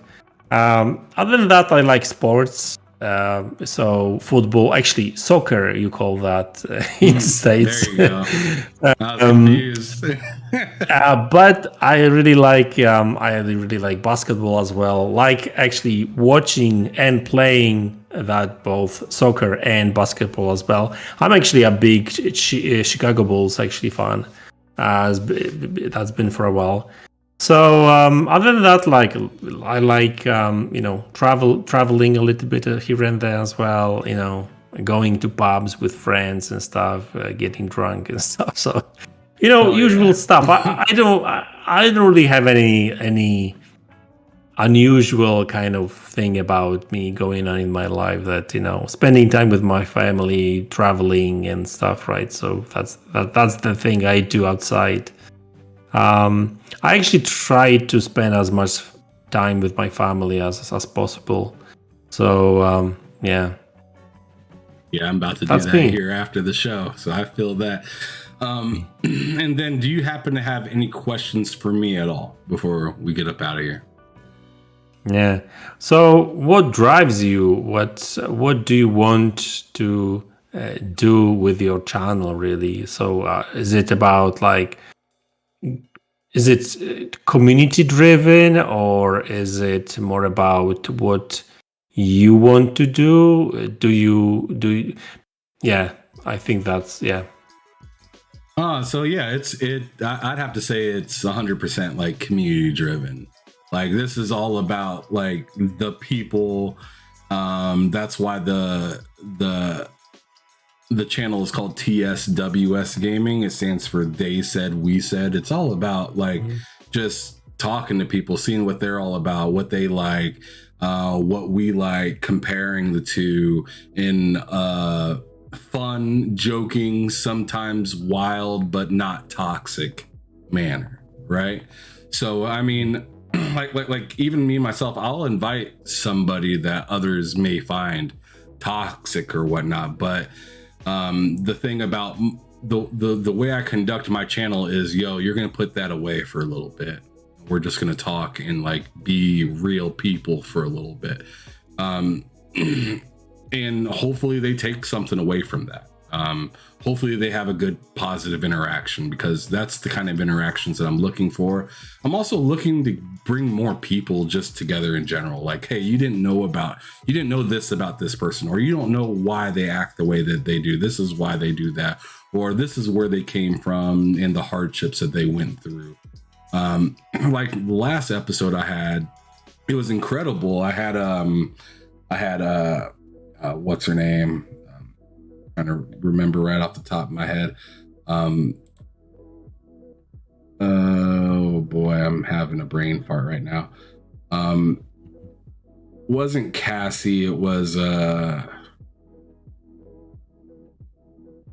dang man, I'm terrible with names, and that's another thing. Crystal D. Smith. Crystal D. Smith, thank you. Crystal D. Smith. I had her on, and she was telling me about her uncle and how her uncle was the first person to give her a console. And then she used to go over to her uncle's house to always play Nintendo, the original Nintendo. She ended up giving her uncle a copy of a PS4 and a copy of Red Dead Redemption. And that was the last game he played, and later that night he passed away. to hear that kind of connection on my channel and have somebody open up to me like that, to me, I mean, I don't care if there's 2 people watching or 300 people watching, like, to be okay to open up like that to a public platform and be willing to do that with somebody like me is magical. So that's the kind of energy that I want to keep around here is, yo, you can speak your piece, you can love whatever you want to love, but when you're here, you're going to be treated like family. You're going to be treated like a, if not family, a good friend that I haven't seen in a long time or something like that, you know, right? So that is kind of the direction I want my channel to go. Like, end of, like, let's say the end of my career, what do I wished of being able to have the opportunity of doing? I want to just have people, more and more people around to that are willing to come on here and speak their piece. Also, I, as a goal, would like to be able to get some of those really big names that people are talking about every day on Twitter and stuff like that. Like, I'd love to talk to a Corey Barlow. I'd love to speak with Phil Spencer. I'd like to talk to some of these people that you never hear anything about within development. Some of the small devs, some of the people that work in QA, what it's like working there. You know, I want to be able to have a well-versed channel where it's like, if I want to know about something, there is somebody that he's done an episode with that I can learn something from. Yeah. I don't know. I just think that's powerful. Yeah, it is. And I like it because, like, even when you invited me and I watched a couple of your shows, I like that kind of content. And I mean, not sure if you're familiar with Iron Lord's podcast, right? Oh, of course. Yeah, I mean, they actually make it all, glue it together, because they've got a guest and they spend like an hour and a half talking about the history of gaming, that kind of stuff. So, you know, actually, I spoke with King the other day, and he was like, you know what? Actually, that part where you actually talk with the guest about their history, how they grew up with gaming, you know, where they came from, and all that kind of stuff, I actually find it more interesting than just the gaming news, right? Because with gaming news, like, it's everywhere. Everyone talks about it all the time, right? I mean, okay, if you first with the gaming news, like that's cool, right? But then everyone talks about the same thing. It's just like repeat, right? Copy paste. But with these kind of stories, you know, each person, each individual has its own unique history, story, and you know, it's fascinating where they come from, and you know, how they came about, and how they got into the positions of, you know, whether that's a development position or like whatever, right? So, you know, I love that. And so, yeah, so that's cool. Well, thank you. I appreciate you for appreciating what I'm trying to cultivate over here. But with that being said, we gotta go on ahead and close out the show. The last thing I'm gonna have you do is describe gaming in just 3 words. I have everybody do it. Fun. That works. If you want to spam the same word, that is what it is. So fun is fun. Guys, if you don't have fun with gaming, just quit it. I mean, read books, watch movies. I mean, what can I say? I hear a lot of people say, oh, I play for achievements, I play for trophies, I play for this and that. No, gaming is all about fun, having fun with the game, having fun with your friends online, whatever. It should be all about fun. I get that sometimes you want to have a little bit of a challenge and that kind of stuff, right? But it's all about fun. All right, well, MaDz, has went on ahead and told it like it was, and I absolutely love that, brother. So as I said before, you can find his stuff, his like Twitter, his YouTube and whatnot in the description below, but just in case you want to hear him announce it, go on ahead. Yeah, so you can find me on Twitter at Marcin is here, or YouTube MaDz Gaming. Check me, find me there. You can DM me, you can ping me on Twitter, so we can talk and stuff. So yeah, thanks a lot for the invite again. Nice being here and talking all that kind of cool topics and stuff. Really enjoyed it, and yeah. All the best for you, man. Like, keep it that way as well. Absolutely will. And you guys make sure that you come back on Thursday. I'm going to have another show with Mike Bison. He's not a content creator. He's more or less just a gamer.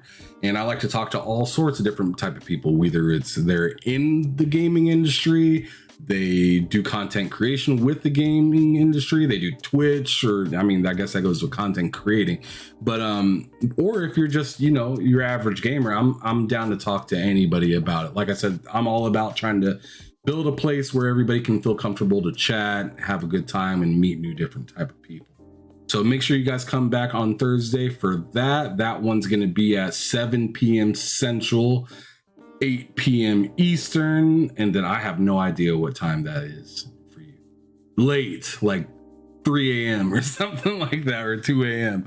So make sure you guys come back for that. And then as usual, Friday bullsitting with me, Loken Cozy Beluga. That's when we do our portion of news and talking about different stuff that's been going on within gaming and whatnot. So make sure you guys tune in for that. And then as for next week, for the episodes that I got coming out, I believe, I have Mag coming on, a middle-aged gamer guy. That guy's fun, interesting, and does a lot of wild videos on Twitter. And then I also have Patrick Macca coming on from Macca's Guides. Oh. I think it's like Maca 91 Productions or something like that. Really dope dude. Does a lot of playthroughs for people to get those 100% achievements and stuff like that. So make sure you guys tune in.